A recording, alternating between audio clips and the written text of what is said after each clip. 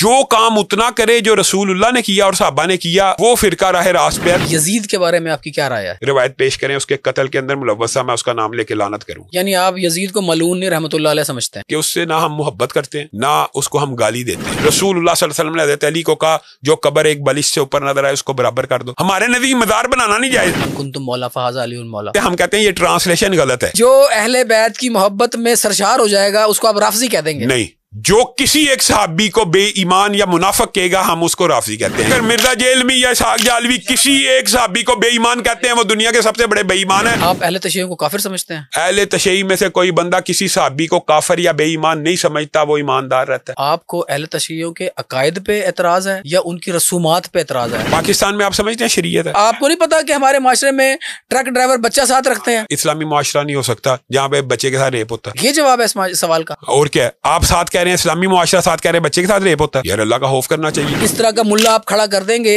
तो वो एथियस्ट बनाएगा लोगों को। जाकिर नाइक साहब हमारे सामने ओपन इनविटेशन में वो एक्सपोज हो गए। उनकी पूरी ट्रैक रिकॉर्ड है, उन्होंने 14 लाख मुसलमान किए, साथ यजीद को रहमतुल्लाह अलैह भी कहा है। बिस्मिल्लाहिर्रहमानिर्रहीम, अस्सलाम वालेकुम। आज हमारे साथ उलमाए कराम में सबसे ज़्यादा पढ़ी लिखी पर्सनैलिटी मौजूद हैं।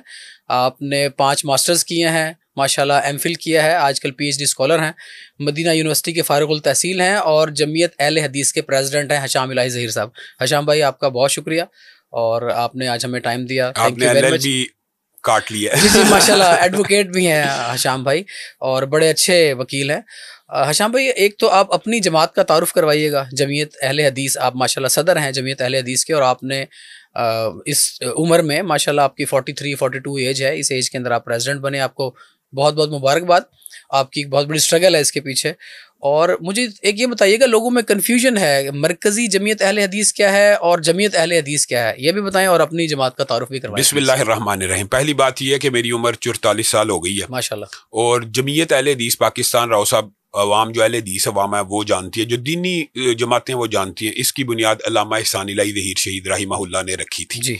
और उनकी शहादत के तकरीबन आप यूँ समझे 37 साल, मुझे उम्र भी 8 साल थी तो 37 बरस मुझे लगे हैं इसका सदर बनते हुए। हमारे अहले हदीसों के अंदर आपको पता है कि गद्दी का सिस्टम नहीं है जी, कि एक बंदा जाए तो साथ ही दूसरा गद्दी पे बैठ जाए, बल्कि ये ज्यादा सख्त क्राइटेरिया होता है। इतना ज्यादा पढ़ने लिखने के बाद इन्होंने, आप ये समझे कि मैं सदर जमीयत अहले हदीस पाकिस्तान बनाऊं। दूसरा जो आपने सवाल किया कि मरकजी जमीयत और जमीयत अहले हदीस का क्या फर्क है, साजिद मीर साहब काफी पॉपुलर है वो चूंकि उसमें दीनी हलकों में पॉपुलर है, लेकिन अवाम में जो पोजीशन है वो सारी दुनिया जानती है। लेकिन मैं ये वजाहत, आपने अच्छा किया कि ये सवाल कर दी है, ये वजाहत इसलिए करना चाहता हूँ कि जो मरकजी जमीयत अहले हदीस है ये अल्लामा इहसान इलाही ज़हीर शहीद रहिमहुल्लाह के दौर में भी मौजूद थी।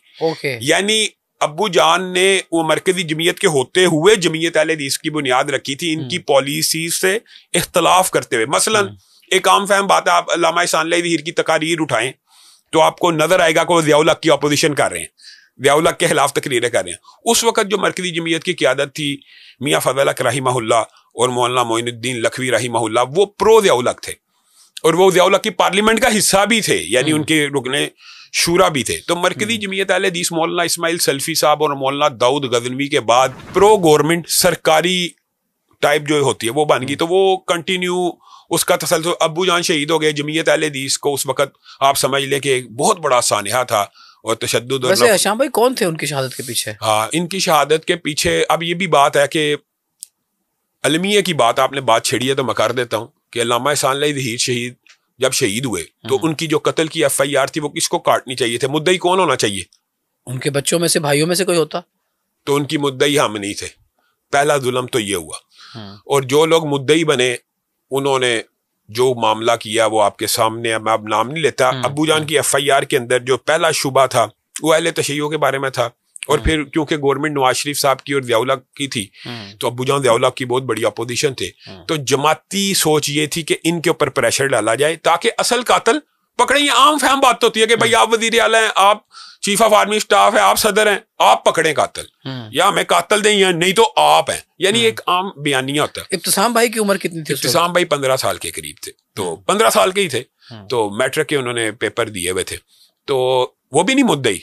मैं कहता हूँ मेरे चचा नहीं मुद्दई, कोई मुद्दई नहीं थे। बहरहाल वो ये मसला बना के वो बाद में इन्होंने एक गिरोह पकड़ा तसव्वुर नकवी वगैरह का اور ان کو انہوں نے پکڑ لیا اور انہوں نے کہا جی یہ ہیڈ منی جو ایران سے لگی تھی، آج کل میری بھی لگی ہوئی ہے قادیانیوں کی طرف سے، اس دور میں ابو جان کی ہیڈ منی $5 لاکھ تھی. آپ کی کتنی لگی؟ اتنی ہی ہمیں اطلاع ہے. ایجنسیوں اداروں نے جو تھریٹ لیٹر جاری کیے ہیں اس کے اوپر کم ہے ویسے، آپ کی زیادہ ہونی چاہیے.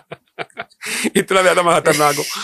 تو وہ بہرحال انہوں نے، اللہ کا شکر ہے اداروں نے ان بندوں کو پکڑ بھی لیا، پروب بھی کیا. بہرحال تو وہ جو تصور نقوی وغیرہ تھے ان کو پکڑا گیا. اور دکھ کی بات یہ ہے کہ ضیاء الحق صاحب نے ان کو ایران بھیج دیا، اور ان کو بھی اگر وہ قاتل تھے تو ان کو یہاں پہ کیفر کردار تک پہنچاتے، اگر نہیں تھے تو قاتل سامنے لائے جاتے. لیکن ہوا یہ کہ چونکہ آپ کو پہلے بتایا کہ ایک مرکزی جمعیت کا گروہ پرو ضیاء الحق تھا، تو اس گروہ نے کمپین چلانا شروع کی کہ ابو جان کی جو تحریک قتل کی چلا رہے تھے نا، اس میں قاضی عبدالقدیر خاموش نام کے شخص تھے، اس وقت یوتھ فورس کے پریزیڈنٹ تھے.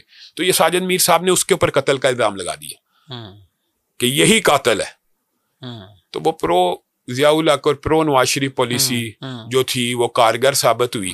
تو یہ جو جمعیت اہل حدیث آپ سمجھیں کہ اس وقت یہ ساجد میر صاحب کی جماعت مرکزی جمعیت اہل حدیث پاپولر، ظاہر ہے جب لیڈر ختم ہو جائے تو دوسری لیڈرشپ چلی جاتی ہے. پھر آپ 37 برس کے بعد الحمدللہ 1.25 سال پہلے جب سے میں صدر بناؤں تو اللہ کے فضل و کرم سے ملک کے اندر 6000 سے زائد مساجد، جو پہلے کسی نیٹ ورک میں نہیں تھی، جمعیت اہل حدیث کے نیٹ ورک میں آ گئی. 2 لاکھ سے زائد افراد نے خود اپلائی کر کے اس کی رکنیت لی ہے، میں نے نہیں کہا، خود اپلائی کر کے. تو اگر میں خود کروں گا تو انشاءاللہ اس کی تعداد 10-20 لاکھ بھی تجاوز. یعنی آپ کے کہنے کا مطلب یہ ہے، اگر میں سمجھوں، کہ پہلے جو اہل حدیث تھے وہ کسی مرکز کے تحت نہیں تھے، ہاں جمعیت کے نیٹ ورک میں نہیں تھے، نیٹ ورک میں آ گئے. اب میں تو یہ چاہتا ہوں کہ جو اہل حدیث ہیں وہ نون لیگ میں بھی ہیں تو جمعیت میں آ جائیں، پی ٹی آئی میں بھی ہیں تو ملک میں کم و بیش 2 کروڑ سے زائد اہل حدیث ہے، تو وہ جماعت میں آئے. چلے میں آپ سے سیاست اور دین کے اوپر سوال بعد میں کروں گا. ابھی آپ فرق بتا رہے تھے دونوں جماعتوں میں، یہ مکمل ہو گیا جواب آپ کا؟ جی آپ نے پوچھنا ہے. اچھا مجھے نا ایک چیز اور بتائیں، زیادہ پہچان جو اہل حدیث کی وہ حافظ سعید صاحب کی ہے. جی حافظ سعید صاحب کا کیا تعلق ہے آپ کی جماعت سے؟ حافظ سعید صاحب جو ہیں وہ ظاہر ہے اہل حدیث اسکول آف تھاٹ سے تعلق رکھتے ہیں، اس لیے ان کی پہچان اور پاپولیرٹی آپ کو پتہ پوری دنیا میں ایک جہاد کشمیر کے حوالے سے، جہاد کشمیر کے حوالے سے انہوں نے، لیکن جو کام کیا وہ پہلے لشکر طیبہ کے نام سے کیا، وہ بین ہو گیا، پھر جماعت الدعوہ کے نام سے کیا، وہ بین ہوگی. اب وہ مرکزی مسلم لیگ وغیرہ جو بھی جماعتیں ہیں، تحریک اللہ اکبر وغیرہ کے نام سے کرنا چاہتے ہیں کہ مین سٹریم میں آ جائیں. ان کی جو سیاست ہے وہ مسلکی اور تنظیمی نہیں ہے، وہ عالمی جہادی سیاست ہے. آپ کو لگتا ہے کہ وہ بوجھ ہے پاکستان کے اوپر؟ میں تو نہیں یہ بات سمجھتا، لیکن میں یہ بات سمجھتا ہوں کہ اگر کسی نے پاکستان کے آئین کی، پاکستان کے قانون کو توڑا ہے تو اس کو کٹہرے میں کھڑا کریں، اور اگر اس نے نہیں توڑا تو اس کو رہا کیا جائے، اس کو نظر بند نہ رکھا جائے. آپ نے پروب کیا، آپ نے اتنا عرصہ عدالتوں میں ان کے کیس چلائے، ان کے اوپر دہشت گردی کا کوئی ایک الزام اگر ثابت نہیں ہو پا رہا تو آپ ان کو نظر بندی سے رہائی دیں. یہ بات ہے نا. میں تو قانون کا طالب علم ہوں. اگر کوئی ایلیگیشن ان کے اوپر لگا ہوا ہے اور وہ ثابت نہیں ہو رہا تو ان کو رہا کیا جائے، اور اگر ثابت ہوتا ہے تو ان کو اس کی سزا ملنی چاہیے. چلے میرا خیال ہے اس کو ہم رہنے دیتے ہیں حافظ سعید صاحب کے موضوع کو. حشام بھائی یہ بتائیں کہ مسلک کا جو پرچار ہے، مسلک کی جو عبادت ہے، مسلکی عبادت، مسلک کی ترویج و اشاعت، 4 مین امام ہیں، امام ابو حنیفہ، شافعی، مالکی اور امام احمد بن حنبل. تو اللہ تعالیٰ نے کہا ہے کہ اللہ کی رسی کو مضبوطی سے تھامے رکھو اور تفرقے میں نہ پڑو. بے شک ہمارے مسالک نے ان کی رسی کو مضبوطی سے تھاما ہوا ہے اور تفرقے میں پڑے ہوئے ہیں. تو اس کے بارے میں آپ کیا کہیں گے کہ اللہ کی رسی کو تو اللہ نے کہا میری رسی کو تھامو، ہمارے مسالک نے ان اماموں کی رسی کو تھام لیا ہے، اور جبکہ یہ تمام کے تمام انہوں نے کس کی رسی کو تھاما ہوا؟ جی دیکھیں، پہلے میرے خیال ہے حضرت امام ابو حنیفہ جو ہیں، یہ واقعہ کربلا کے بھی 20 سال کے بعد پیدا ہوئے تھے، 80 ہجری میں شاید پیدا ہوئے تھے. تو ہم نے ان کو فالو کرنا ہے کہ یہ قرآن اور شریعت کو فالو کرنا ہے؟ بنیادی طور پہ راؤ صاحب آپ نے اپنے سوال کے اندر ہی جواب دے دیا. اللہ رب العزت نے، اب آپ نے جو بات کی ہے، چلے میں ادھر کیونکہ آپ کر چکے ہیں، امام ابو حنیفہ رحمہ اللہ سب سے پہلے آئے وقت کے اعتبار سے. ان سے پہلے جو پوری 100 سال کی پوری صدی گزری ہے وہ کیا حق کے بغیر گزر گئی؟ اب کہتے ہیں کہ امام، وہ تو تھا ہی حق کی حق، نبی پاک صلی اللہ علیہ وسلم، بات سمجھیں، حق ہے ہی وہ دور. یہ دیکھیں، یہ جو آپ نے بات کی ہے نا، یہ جملہ نچوڑ ہے دین کا. रसूलुल्लाह सल्लल्लाहु अलैहि वसल्लम ने खुतबा हज्जतुल विदा में खड़े होकर कहा था, क्या मैंने दीन पूरा पहुंचा दिया? अगर तो रसूलुल्लाह, मुसलमानों का अकीदा है सबका, चाहे कोई भी अहले हदीस हो, देवबंदी हो, बरेलवी, कि रसूलुल्लाह दीन पूरा पहुंचा के गए हैं, अगर तो ये अकीदा है तो रसूलुल्लाह की जिंदगी में पूरा दीन हुआ और सहाबा ने रसूलुल्लाह की जिंदगी में अमल करके उस दीन के ऊपर दिखा दिया, दीन तो पूरा हो गया। तो ये जो इमाम हैं, इनकी तकलीद करना, इनकी फॉलोइंग करना, क्या कुरान और सुन्नत में इसके दलाइल मौजूद हैं? कतअन मौजूद नहीं है। रसूलुल्लाह सल्लल्लाहु अलैहि वसल्लम का कोई सहाबी ही क्यों ना हो, कोई, मैं तो इमामों की बात नहीं करता, सहाबा का आपस में इख्तिलाफ हो जाया करता था, ये लोगों को पता नहीं है। सहाबा का आपस में इख्तिलाफ हुआ, इंसान थे, यकीनन होता होगा। अब आप बात समझिए, सहाबा का किसी मसले के ऊपर इख्तिलाफ हो जाता था तो वो किसकी तरफ रुजू करते थे? कुरान और सुन्नत की तरफ रुजू करते थे। तो इमाम दीन का जब मैं दोबारा थोड़ा सा रिफ्रेश करता हूँ कि इन इमामों को फॉलो करने से मसालिक पैदा हुए हैं, क्या हमें फिर भी इनको फॉलो करना चाहिए या नहीं करना चाहिए? मैं ये समझता हूँ कि इन इमामों को जो फॉलो करते हैं, ये सवाल आपको उनसे करना चाहिए। और आप ये दूसरी जो बात कर रहे हैं ना, इसके अंदर एक बात है, इमाम अबू हनीफा रहिमहुल्लाह को फॉलो करने वाले तकलीद जामत के भी कायल हैं। यानी वो ऐसी तकलीद करते हैं कि वो कहते हैं इस दायरे से बाहर नहीं निकलना, जबकि इमाम अहमद इब्न हंबल के जो फॉलोअर्स हैं, इमाम मालिक के जो फॉलोअर्स हैं, या इमाम शाफी के जो फॉलोअर्स हैं, उनका दायरा तकलीद जामत का नहीं है। एक बात मैं ज़िमनी तौर पे कहना चाहता हूँ, यानी अहनाफ का दिल नहीं दुखाना चाहता, लेकिन ये बात जो फैक्ट है वो ये है कि इमाम अहमद इब्न हंबल की हदीस की सबसे बड़ी किताब है मुस्नद इमाम अहमद। इमाम मालिक की मोता, इमाम मालिक बुखारी शरीफ से पहले सबसे ज्यादा ऑथेंटिक किताब समझी जाती थी, और बुखारी शरीफ पूरी में मौजूद है 4 हदीसों के अलावा। इमाम शाफी के पास किताब है मुस्नद शाफी हदीस की। ये तीनों इमाम अइम्मा मुहद्दिसीन हैं, अहले हदीस इनसे अहादीस लेते हैं, लेकिन इनके मुकल्लद नहीं है। मुकल्लद जो है ना, मुकल्लद होना सिर्फ एक हस्ती को ज़ेब देता है, वो रसूलुल्लाह सल्लल्लाहु अलैहि वसल्लम की जात है। अगर तकलीद करनी है, मिसाल दे रहा हूं, अगर तकलीद कहते हैं जी फर्ज है, लेट्स सपोज इनका आर्ग्यूमेंट मांग लिया, तो किसकी फर्ज होनी चाहिए? रसूलुल्लाह की होनी चाहिए। अच्छा चले, ये बड़ी जो इमाम जाफर सादिक की आपने बात की है, मैं कहता हूं कि अगर तकलीद वाजिब है, इनके नजदीक वाजिब है या फर्ज है, तो किसकी फर्ज होनी चाहिए? रसूलुल्लाह की होनी चाहिए कि उम्मतियों की होनी चाहिए? उम्मती और नबी के अंदर बहुत ज्यादा स्टेटस का फर्क है। मैं इससे रिलेटेड एक और सवाल करता हूँ। देखिए, नबी पाक सल्लल्लाहु अलैहि वसल्लम की हदीस है कि क़यामत के करीब उलमाए कराम अपने हुलिये से पहचाने जाएंगे। आप मेरे सामने कोई भी एक आलिम दीन ले आएं, उसकी शलवार देख के और दाढ़ी देख के मैं बता दूंगा इसका मसलक क्या है। नहीं, बहरहाल मैंने ये हदीस नहीं सुनी, वल्लाहु आलम है। देखें, हाँ। अब मुझे ये बताएं, मैं अगर किसी से पूछूं कि आपकी दाढ़ी का मसलक क्या है, ये गैर इखलाकी सवाल है, जबकि दाढ़ी का मसलक है। देखे ना, आपकी नहीं, मैं बताता हूँ क्यों है। आपकी दाढ़ी देख के मैं बता सकता हूँ कि आप अहले हदीस हैं। शिया की दाढ़ी देख के मैं बता सकता हूँ शिया है। बनाई हुई है, सबने बनाई हुई है, आपने भी बनाई हुई है। नहीं, अहले हदीस तो दाढ़ी को कटाते ही नहीं है, अहले हदीस तो दाढ़ी को छोड़ते हैं सुन्नत के मुताबिक। तो जो आप समझते हैं सारे हनाफ कटाते हैं, नहीं कटाते। आपको बेशुमार देवबंदी नजर आ जाएंगे जिनकी दाढ़ियां पूरी हैं। 99.9% लोग अपने शक्ल से पहचाने जाते हैं, इनका मसलक ये है। नहीं, मैं आपसे एक सवाल पूछना चाहता हूँ, क्या अहनाफ के अंदर सारे उलमा दाढ़ी कतरवाते हैं? नहीं, कोई छोड़ भी देते हैं। नहीं, ये मेरा सवाल समझा नहीं आपने।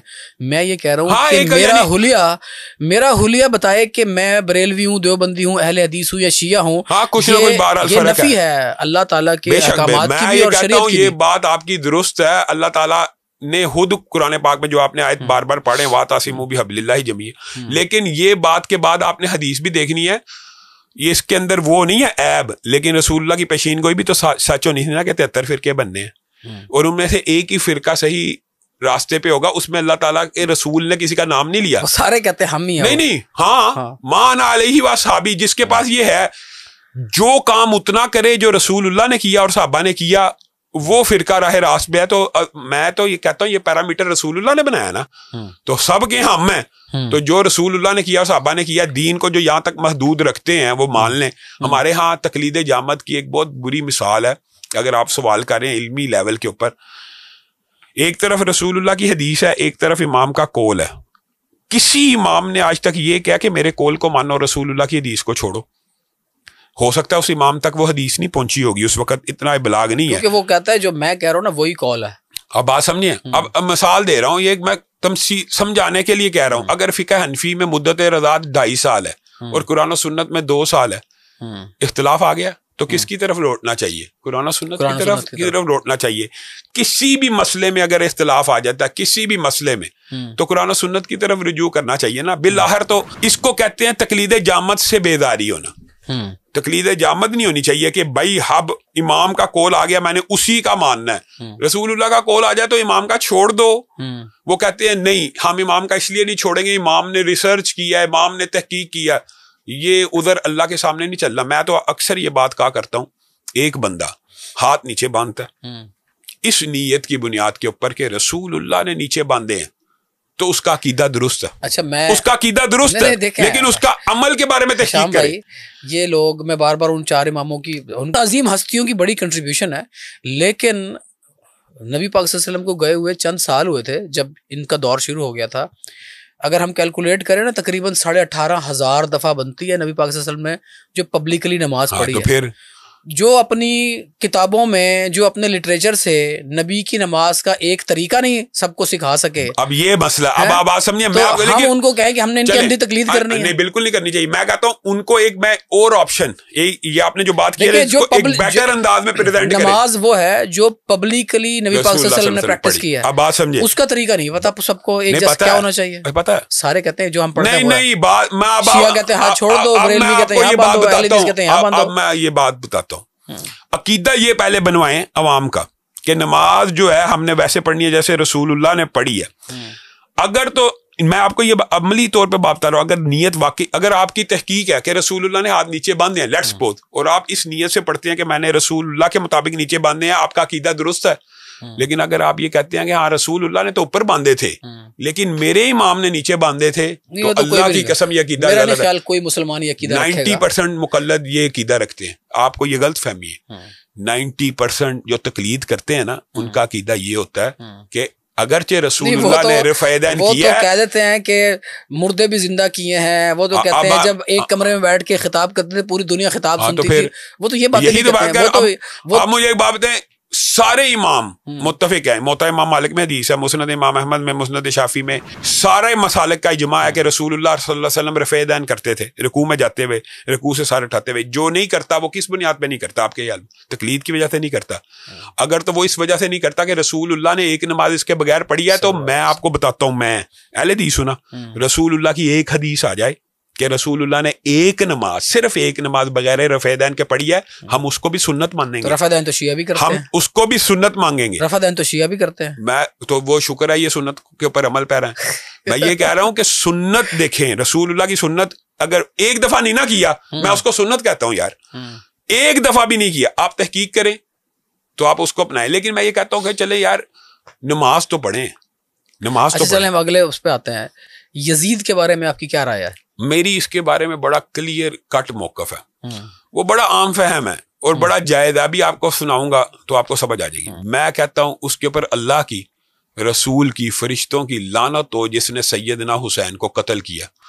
میرا علم یہ نہیں کہتا کہ اس نے کیا. میں نے جس کا سوال نہیں کیا, میں نے یزید کا پوچھا. اس کا سوال کا جواب یہ ہے کہ میری تحقیق کے مطابق وہ ملوث نہیں ہے. اگر وہ ملوث ہے اس کے اوپر اللہ کی لعنت ہو. اچھا, ایک اس کا بیٹا تھا, اس کے فوراً بعد اقتدار پہ بیٹھ گیا تھا, شاید یزید ثانی کہتے ہیں اس کو. 40 دن میرا خیال ہے وہ شاید اقتدار پہ رہا تھا, کتابوں میں یہی لکھا ہوا ہے. اس نے کہا کہ میرے اوپر اتنا بڑا بوجھ ہے جو میرا باپ میرے اوپر ڈال گیا ہے, اور میں اس مسند پہ نہیں بیٹھ سکتا جو اہل بیت کے خون سے تر ہے.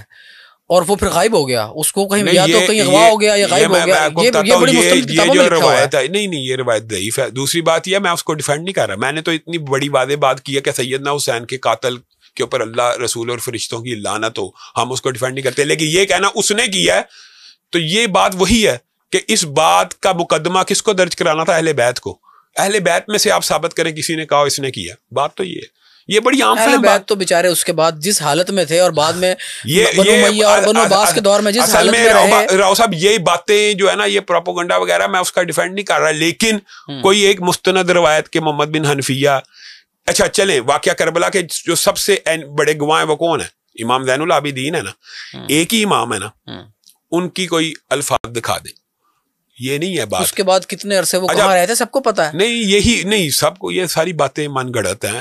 ایک بات بھی اگر درست ثابت ہو, ہم تو سند کے اوپر چلنے والے لوگ ہیں, ایک روایت صحیح سند سے ثابت ہو ہمیں اس کے ماننے کے اوپر. آپ میرے سامنے دیکھیں, میں پبلکلی کہہ رہا ہوں, آپ میرے سامنے ایک روایت پیش کریں, اس کے قتل کے اندر ملوث ہے, میں اس کا نام لے کے لعنت کروں گا. یعنی آپ یزید کو ملعون نہیں رحمۃ اللہ علیہ سمجھتے ہیں؟ نہیں, میں اس کے بارے میں خاموش ہوں. ہمارے اہل حدیث اسکول آف تھاٹ, سنیں اہل حدیث اسکول آف تھاٹ ہے نا, اسکول آف تھاٹ ہے یہ پورا, کہ اس سے نہ ہم محبت کرتے ہیں نہ اس کو ہم گالی دیتے ہیں.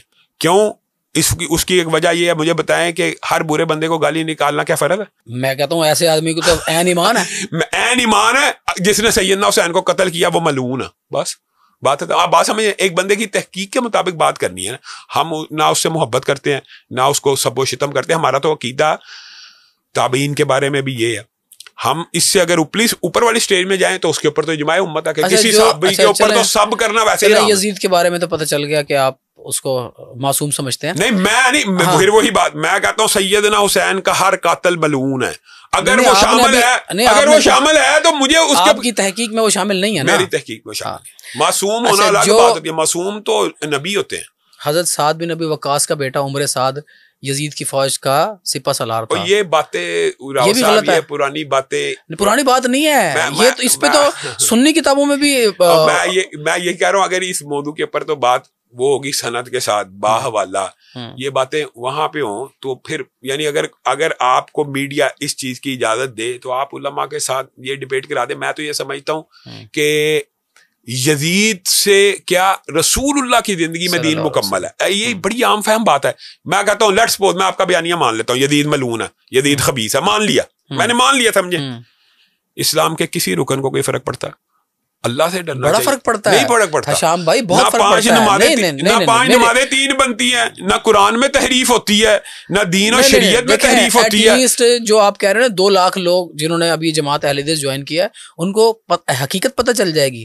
وہ کہیں گے یار ہمارا صدر جمعیت اہل حدیث کہہ رہا ہے کہ یزید ملعون ہے, یزید قاتل حسین ہے. نہیں, اس سے دین کے اندر کیا فرق آئے گا؟ دین سے میں کوئی فرق نہیں آئے گا. مجھے بتائیں 5 نمازیں 3 ہو جائیں گی؟ نبی کہہ کے گیا ہے کہ میں 5 نمازیں 3 ہونا, دین ہمارا رسول اللہ کی زندگی میں مکمل ہوا کہ یزید کے دور میں 5 نمازیں 3 ہونے کا فائدہ نقصان کی بات نہیں ہے. بات یہ ہے کہ نبی ہمارے بیچ اپنی شریعت اور اطرت کو چھوڑ کے گیا ہے. اگر ہم اس کی اطرت کی اس لحاظ سے خدمت کر دیں کہ ہم ان کی عزت کہیں, آج کے لوگوں کو بھی بتائیں کہ وہ اتنے بڑے لوگ تھے اور میں اہل حدیث ہو کے مان رہا ہوں. آپ کا خیال ہے آپ اس کے اگر آپ نے یہ بنوانا تو آپ سیدنا حسن حسین کی شان ہم سے بیان کروائیں, ہم نہ کریں پھر کے.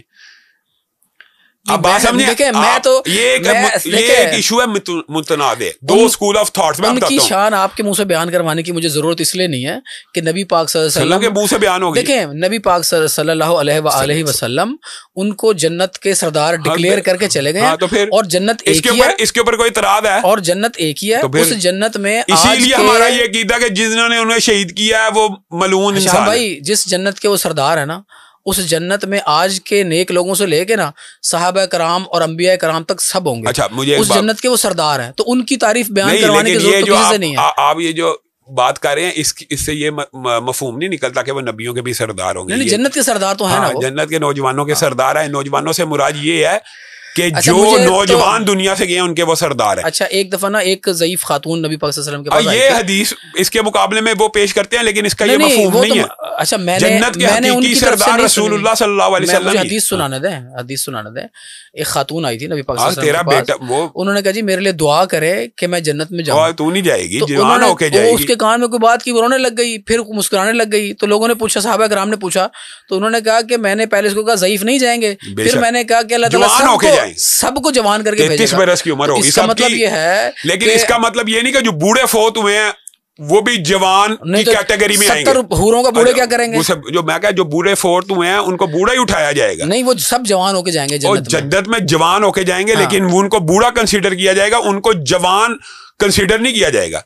یہ بات ذرا تھوڑی سی آپ کو سمجھنے میں حدیث کے مفہوم میں فرق ہے. ایمان یہ ہے, ہمارا بھی ایمان ہے, عقیدہ یہ ہے کہ وہ نوجوان ہیں جنت کے سردار, نوجوان ہیں جنت کے سردار ہیں, جنت میں سب نوجوان ہوں گے.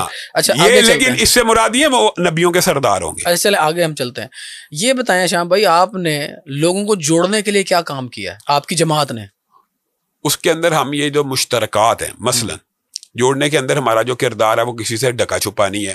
امت کے کچھ مشترکہ مسائل ہیں جن کو ہم اجاگر کرتے ہیں. ہم یہ سمجھتے ہیں یہ جو اب ہم نے باتیں کی ہے تو جزوی اور فروعی مسائل ہیں, ان کے ساتھ دین اور اسلام کے کسی ایک جز کے اندر کوئی فرق نہیں پڑتا بالکل بھی. ہاں محبت اہل بیت تو ایمان کا حصہ ہونا چاہیے. بے شک ہے, وہ جس کے اندر نہیں ہے محبت تو وہ تو نہیں ہے, مظاہرہ اس کا ایمان اچھا ویسے نا سوال سے میں ہٹ جاؤں گا, لیکن میں آپ کو ایک اپنا ایکسپیرینس بھی بتا دوں, اور اگر آپ چاہیں تو ایک مشورہ بھی دوں آپ کو. آپ نہ کبھی, میری خواہش ہے, میری دعا بھی ہے, آپ کبھی 3 دن کے لیے کربلا جائیں.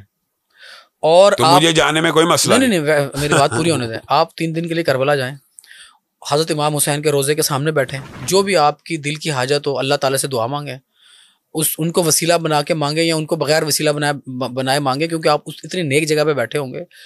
3 دن وہاں پہ آپ گزاریں. میں کہتا ہوں آپ کے دل کی گواہی آپ کو بتائے گی کہ حقیقت کیا ہے, یزید کیا ہے, اہل بیت کی محبت کیا ہے. یار اہل بیت کی محبت تو آپ نے میرے خیال میں کہتا ہوں یزید کی حقیقت بھی آپ کو وہاں بیٹھ کے پتہ چل جائے گی. میں پھر وہی بات کرتا ہوں, یزید کی حقیقت مثال دے رہا ہوں, میں مان گیا ہوں برا ہے, فرق کیا پڑا, کیا دین کے کسی جز کو فرق پڑا ماننے سے؟ جو ابھی آپ نے کہا آپ میری بات نہیں سمجھتے. جز دین کامل اور مکمل رسول اللہ دیکھے گئے ہیں کہ کوئی چیز چھوڑ کے گئے تھے. اگر دین کامل اور مکمل دیکھے گئے ہیں تو بات کی تاریخی واقعات سے دین کو کیا فرق پڑتا ہے؟ میں آپ کو بتاتا ہوں ہوتا کیا ہے. یہ جو آپ بات کرتے ہیں آپ سمجھ لیں, ہمارا سٹینس کیا ہے سن لیں. 11-12 ہجری سے نہیں, اگلی بات سنیں, یہ جو ہمارا سٹینس ہے اس کی وجہ سن لیں. اصل پرابلم یہ ہے کہ رسول اللہ صلی اللہ علیہ وسلم کی بعض احادیث کو ٹویسٹ کیا جاتا ہے. اس لیے میں یہ بات نہیں کرنا چاہتا, آپ نے کیا تو سن لیں. سیدنا عمار کو ایک باغی گروہ شہید کرے گا اور وہ گروہ جہنم کی طرف بلاتا ہوگا. ضعیف حدیث ہے, یہ حدیث صحیح ہے. اور وہ گروہ ان کو جہنم کی طرف بلاتا ہوگا. تو بعض بدبختوں نے یہ سمجھا کہ جو گروہ جہنم کی طرف بلاتا ہے وہ صحابہ کا گروہ ہے. حضرت امیر معاویہ کے اوپر یہ مسائل ہیں. اب آپ نے بات کی تو سن لیں. حدیث رسول اللہ نے کہا واضح نشانی بتائی کہ حضرت عمار کو وہ گروہ قتل کرے گا جو ان کو جہنم کی طرف بلاتا ہوگا اور وہ انہیں جنت کی طرف بلاتے ہوں گے. اور انہوں نے آج کل کے اہل تشیع نے اور فرقہ پرستوں نے اس حدیث کا اطلاق کیا سیدنا امیر معاویہ کے گروہ کے اوپر, سیدہ عائشہ کے گروہ کے اوپر, طلحہ اور زبیر کے گروہ کے اوپر اطلاق کیا. حضرت عمار کو کس نے قتل کیا تھا؟ اب بتائیں نا, اب میں آپ کو بتاتا ہوں. اسی لیے میں نے یہ حدیث پیش کیا. مسائل یہ ہیں, رسول اللہ صلی اللہ علیہ وسلم نے کہا یہ میرا بیٹا سردار ہے. یہ حدیثیں ہم بھول گئے میں, یہ میرا بیٹا سردار ہے, یہ مسلمانوں کے 2 عظیم گروہوں میں صلح کروائے گا. امی عائشہ اس گروہ میں, قیامت کے دن بھی رسول اللہ کی بیوی ہیں. طلحہ و زبیر عشرہ مبشرہ ہیں, جنتی معین ہیں. سیدنا امیر معاویہ جنتی معین ہے. یہ چاروں جہنم کی طرف بلانے والے تھے, یہ جہنم کی طرف بلانے والے تھے. حدیث کی تطبیق صحابہ کے اوپر کر دی, اور حقیقت میں جس نے قتل کیا وہ خارجی, جہنم میں کی طرف بلانے والا صحابہ کے دور میں ایک گروہ تھا, وہ خارجی گروہ تھا. اہل سنت میں سے, اہل حدیث میں سے, دیوبند میں سے آج تک کسی نے یہ کہا ہے کہ سیدنا زبیر کے قاتل جو تھے وہ جہنمی ہیں سارے, اس وہ گروہ پورے کا پورا؟ کسی آج تک کسی بندے نے کہا؟ حضرت علی کے سامنے سیدنا زبیر کا قاتل آیا اور حضرت علی کے سامنے سر پیش کر رہا ہے اور حضرت علی کو کہہ رہا ہے دیکھو میں نے کتنا عظیم سپاہ سالار شہید کیا ہے. تو حضرت علی نے جواب میں کیا کہا تھا؟ تجھے جہنم کی بشارت ہو, تجھے جہنم کی بشارت ہو کہ میں نے رسول اللہ سے سنا تھا ہر نبی کا ایک حواری ہوتا ہے, زبیر اللہ کے رسول کے حواری ہیں. اب کوئی اس حدیث کی روشنی میں کہتا ہے سیدنا, وہ کون تھا؟ خارجی تھے نا, خارجی تو دونوں لشکروں میں تھے. اب اچھا مجھے بتائیں, اب ہم میں سے کوئی اہل سنت کہتا ہے جس نے قتل کیا وہ پورا گروہ حضرت علی کا تھا؟ دیکھیں آج کے حضرت دور علی کا میں گروہ تھا وہ. آپ مجھے بتائیں, میں آپ سے سوال پوچھتا ہوں, سیدنا زبیر کو حضرت علی کے گروہ نے شہید کیا نا, کہ اس بندے نے کیا؟ یار اللہ کا یہ خوف ہونا چاہیے. حضرت علی کے گروہ میں شامل ایک خارجی نے سیدنا زبیر کو شہید کیا. اسی طرح سیدنا عمار کو سیدنا امیر معاویہ کے لشکر میں موجود ایک خارجی نے شہید کیا. خارجیوں کا گروہ جہنم کی طرف بلانے والا تھا, نہ حضرت علی کا گروہ. مجھے بتائیں صحابہ کا کوئی عقیدے کا اختلاف تھا؟ جہنم کی طرف صحابہ بلاتے تھے, صحابہ کے جہنم کی طرف بلاتے. امی عائشہ, طلحہ اور زبیر جہنم کی طرف بلانے والے ہیں, سیدنا امیر معاویہ. تو وہ بدبخت آج کل کے لوگ کہتے ہیں کہ وہ جہنم کی طرف بلانے والوں نے مارا تھا, چونکہ امیر معاویہ, امی عائشہ, طلحہ زبیر نے کیا, وہ جہنم کی طرف بلانے والا کرو. یہ مسائل ہیں, آپ اگر علمی دقت کے ساتھ پڑھیں. اس لیے ہمیں کچھ موقف جو ہے حقائق کی بنیاد کے اوپر, تاریخی روایات کی بنیاد کے اوپر اپنانا پڑتا ہے. اور ہمیں ہمارا ایمان اور عقیدہ صرف دفاع صحابہ تک ہے. دوبارہ آپ کے سوال کی طرف آتا, مشترکات امت کے لیے ہم نے کیا کام کیا؟ جو بندی ہوں، بریلوی ہوں، اہل حدیث ہوں، ختم نبوت کے اوپر ہم نے یہ ابھی حالیہ سپریم کورٹ کا جو مبارک احمد ثانی کا کیس ہے، تینوں مسالک نے مل کے کام کیا کہ نہیں؟ دفاع صحابہ کا کوئی قاد ہو، تینوں مسالک مل کے کام کرتے ہیں کہ نہیں؟ میں آپ سے سوال پوچھتا ہوں، عبادات کی ادائیگی اور عقیدے کے اختلاف کے بعد کیا اہل حدیث دیوبندی بریلوی میں کسی معاشرتی مسئلے میں اختلاف ہے؟ سود کے اوپر ایک دوسرے کو قتل کر رہے ہیں، چلیں وہی میں تو علمی بات کر رہا ہوں، معاشرتی مسائل کی بات ہو رہی ہے۔ اہل حدیث دیوبند اور شیعہ یہ تو ایک دوسرے کو قتل کرتے ہیں، سمجھ آتی ہے وجہ کہ کیوں قتل کر رہے ہیں، کہ کیا اختلاف ہے۔ وہ بریلوی بیچارے 12 ربیع الاول کو ان کو اڑا دیا کراچی کے اندر، اتنا بڑا، دیکھیں آپ کے اختلاف نہیں، قتل کر رہے ہیں۔ معاشرتی مسائل کی بات کر رہا ہوں، میرا شاید بیانیہ نہیں سمجھے کہ معاملات ہوتے ہیں چوری، ڈکیتی، زنا، غیبت، چغلی، جھوٹ، بہتان، الزام، سزائیں، جرائم، ان کے اوپر کوئی اختلاف ہے؟ معاشرہ کیسے چلتا ہے؟ ان معاملات کے اوپر چلتا ہے کہ معاشرہ گھر میں کی جانے والی عبادت پہ چلتا ہے؟ تو عبادت جو ہے، عبادت ہر مسلک نے اپنی طریقے کے مطابق کرنی ہے، عبادت کی ادائیگی اور عقیدہ ہے، لیکن جو معاملات مشترکات ہیں، بے حیائی کیا اہل حدیث یا دیوبندی اور بریلوی میں نجائز ہے؟ کہتے تو وہ یہ ہے کہ شریعت میں ہے، پھر یہ کہنا چاہیے میرے مسلک میں ہے۔ شریعت میں جو بھی مسئلہ بتاتے ہیں نا، کہتے ہیں جی شریعت میں ایسے ہے، ان کو کہنا چاہیے میرے مسلک میں ایسے ہے۔ ہاں یہ کہنا چاہیے، یہ آپ کی بات درست ہے۔ قرآن و سنت کا دیکھیں، میں آپ میرے سے کوئی مسئلہ پوچھیں، میں آپ کو گارنٹی اور دعوے سے کہتا ہوں یہ تحدیث نعمت کے طور پہ، میں اس کے بارے میں اگر آپ کو حدیث یا قرآن کی آیت پیش نہ کروں، آپ میری بات نہ مانیں، بات ختم۔ اصل دین قرآن اور حدیث کا نام ہے، اور اگر کوئی بندہ آپ اس سے مسئلہ پوچھیں، وہ آپ کو پیر کی بابوں کی بات بتلائے، تو آپ سمجھ جائیں کہ اس کے بعد دلیل نہیں ہے، اس کے پاس اپنے آباء و اجداد کی قصے کہانی ہے۔ میں آپ کو دعوے سے کہتا ہوں، آپ مسلک اہل حدیث کا ایک مسئلہ، صرف ایک، جو قرآن یا حدیث میں موجود نہ ہو، ثابت کر دیں، ہم اس کو آج چھوڑنے کے لیے تیار ہیں، آج چھوڑنے کے لیے تیار ہیں۔ آپ نے اب مزار کی بات کی ہے، ہمارے مسلک کے اندر آپ نے کہا کہ وہاں جائیں، یہ جائیں، ہمارا بڑا بنیادی کن باتوں سے اختلاف ہے۔ ہمارے مسلک کے اندر، قرآن و سنت کے اندر، رسول اللہ صلی اللہ علیہ وسلم نے حضرت علی کو کہا جو قبر ایک بلش سے اوپر نظر آئے اس کو برابر کر دو۔ ہمارے نزدیک مزار بنانا نہیں جائز، مزار پہ جانا تو اگلی بات ہے۔ جس سپیڈ سے سعودی عرب میں تبدیلی آ رہی ہے نا، جس سپیڈ سے وہ دبئی کو ماڈل بنا کے اپنے آپ کو تبدیل کر رہے ہیں، اگر کل کو وہاں مزارات بن گئے تو پھر کیا کریں گے آپ؟ مجھے ایک بات بتائیں، ہم نے رسول اللہ ان کو ٹورزم چاہیے، چلے آپ نے بڑی ویلڈ بات کی ہے، ہماری سعودی عرب سے جو محبت ہے یا جو عقیدت کا رشتہ ہے، اس کی ایک وجہ مکہ مدینہ، دوسری ایک عقیدت و احترام کا رشتہ یہ ہے کہ وہ مملکت توحید کی ریاست ہے، وہاں پہ شرک کو ناپید اور نابود کہا گا۔ اگر وہاں پہ مزار بن جائیں گے تو آپ کے خیال میں مسلک اہل حدیث میں مزار بننا جائز ہو جائیں گے؟ یہ آپ کو لوگوں کو کیا غلط فہمی ہے؟ کیا پتہ جائز ہو جائے؟ اب آپ سمجھیں، مسلک اہل حدیث دیکھیں، نہیں نا، میں بتاتا ہوں، اہل حدیث اسکول آف تھاٹ رسول اللہ سے لے کے 14 صدیوں تک مسلسل موجود ہے۔ ایک صدی، ایک سال بھی اگر حالی ہو، پھر آپ یہ بات کہہ سکتے ہیں۔ اگر کوئی بندہ غیر شرعی عمل کرے گا تو اہل حدیث آپ سمجھیں گے کہ اس کو جائز قرار دے دیں گے، یہ آپ کی بہت بڑی بھول ہے۔ مزار بنانا کوئی بھی بنا لے گا تو جائز نہیں ہو جاتا، یا شراب کوئی پی لے گا تو جائز نہیں ہے، اس کو لوگ برا ہی کہیں گے۔ یہ ایسا نہیں ہوتا کہ بعد میں اگر کوئی ملک کے، اچھا یہی بات بڑی غلط فہمی ہے کہ سعودی عرب کا مسلک تو اہل حدیث، یعنی آپ کو ایک میں انفارمیشن دیتا ہوں کہ یہ ہمارے ساتھ جو منسوب کیا جاتا ہے کہ اہل حدیث اسکول آف تھاٹ شاید سعودی عرب چلاتا ہے۔ سعودی عرب کے اندر اہل حدیث ہیں، بے شک ہے، لیکن ان کے اندر ایک اسکول آف تھاٹ حنبلی پایا جاتا ہے، وہ امام احمد ابن حنبل، لیکن چونکہ تقلید جامد نہیں ہے، یہ جتنے باقی 3 مسالک ہیں نا، ان میں تقلید جامد نہیں ہے۔ تقلید جامد کہتے ہیں کہ بس جو امام نے کہہ دیا سو کہہ دیا، اس کی تحقیق کے اوپر بات ختم۔ باقی تینوں مسالک میں یہ مسئلہ نہیں ہے، وہ چونکہ محدثین ہیں، ایک محدث کی رائے ایک ہی حدیث سے کئی مرتبہ 2 مفہوم نکلتے ہیں، ان کا اختلاف وہاں پہ ہے بس، کہ ہم حدیث کے اس مفہوم کو مانتے ہیں، آپ حدیث کے اس مفہوم کو مان لیں، یہ بات ہے، اتنا زیادہ فرق نہیں ہے۔ اچھا چلیں، اچھا شام بھائی یہ بتائیں کہ اگر آپ اہل حدیث گھرانے میں پیدا نہ ہوتے تو آپ پھر بھی اہل حدیث ہی ہوتے؟ میرا تو آج بھی پوری امت کو یہ مشورہ ہے کہ آپ کسی بھی گھرانے میں پیدا ہوں، آپ تحقیق کریں، اور میں یہ سمجھتا ہوں، میں پیدائشی اہل حدیث تو ظاہر ہے کہ اہل حدیث گھرانے میں، یہ میں اللہ کی طرف سے اس کا میں شکر بھی ادا کرتا ہوں، لیکن آپ تحقیق اور مطالعے کے بعد اسی بات پہ پہنچیں گے کہ دین صرف قرآن اور حدیث کا نام ہے. اس کے اوپر جو بندہ تیسری رائے کرے نہیں قرآن اور حدیث کے بعد بھی کسی امتی کے قول کا نام ہے, تو یہ عام فہم اور عام فکر بھی انسان کو سمجھا دیتی ہے کہ نہیں, دین قرآن اور سنت کا نام ہے. دیکھیں دو ہی سورس ہے نا, رسول اللہ نے ہمیں کہا یہ قرآن ہے تو ہم نے مان لیا یہ قرآن ہے, تو رسول اللہ کے اپنے بارے میں جھوٹ بولیں گے؟ یعنی ایک ہی سورس ہے دین کا, سورس رسول اللہ صلی اللہ علیہ وسلم. اگر اس طرح آپ دیکھیں تو وہ چین ہے اللہ, جبریل امین اور رسول اللہ صلی اللہ علیہ وسلم.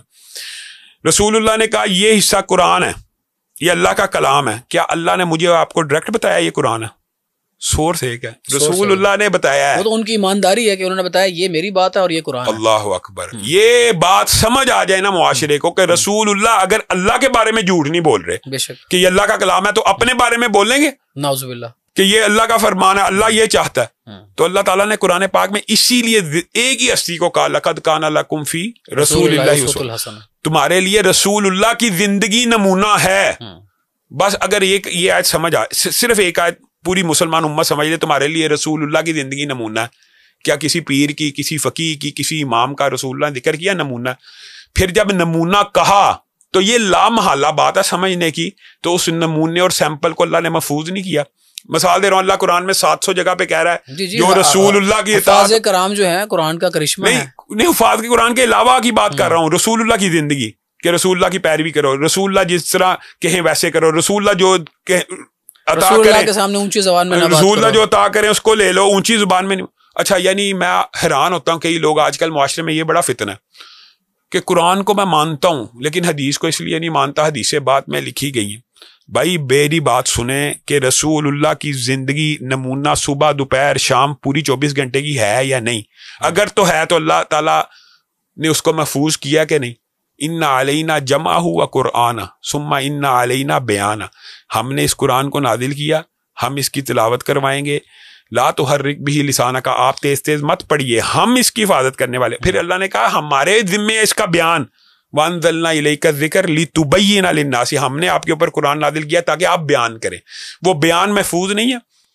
یعنی آپ ایک دردی کو سوٹ دیتے ہیں, بڑی عام فہم بات ہے سمجھنے کی, اور آپ اس کو کہتے ہیں کہ یار سوٹ سی دو سیمپل کے مطابق, سوٹ سی دو. آپ 10واں فون کریں گے نا, وہ کہیں گے یار سیمپل کا ہے, سیمپل کے بغیر کہہ رہے ہو. اللہ 700 جگہ کہہ رہا ہے رسول اللہ کی پیروی کرو اور سیمپل محفوظ نہیں ہے.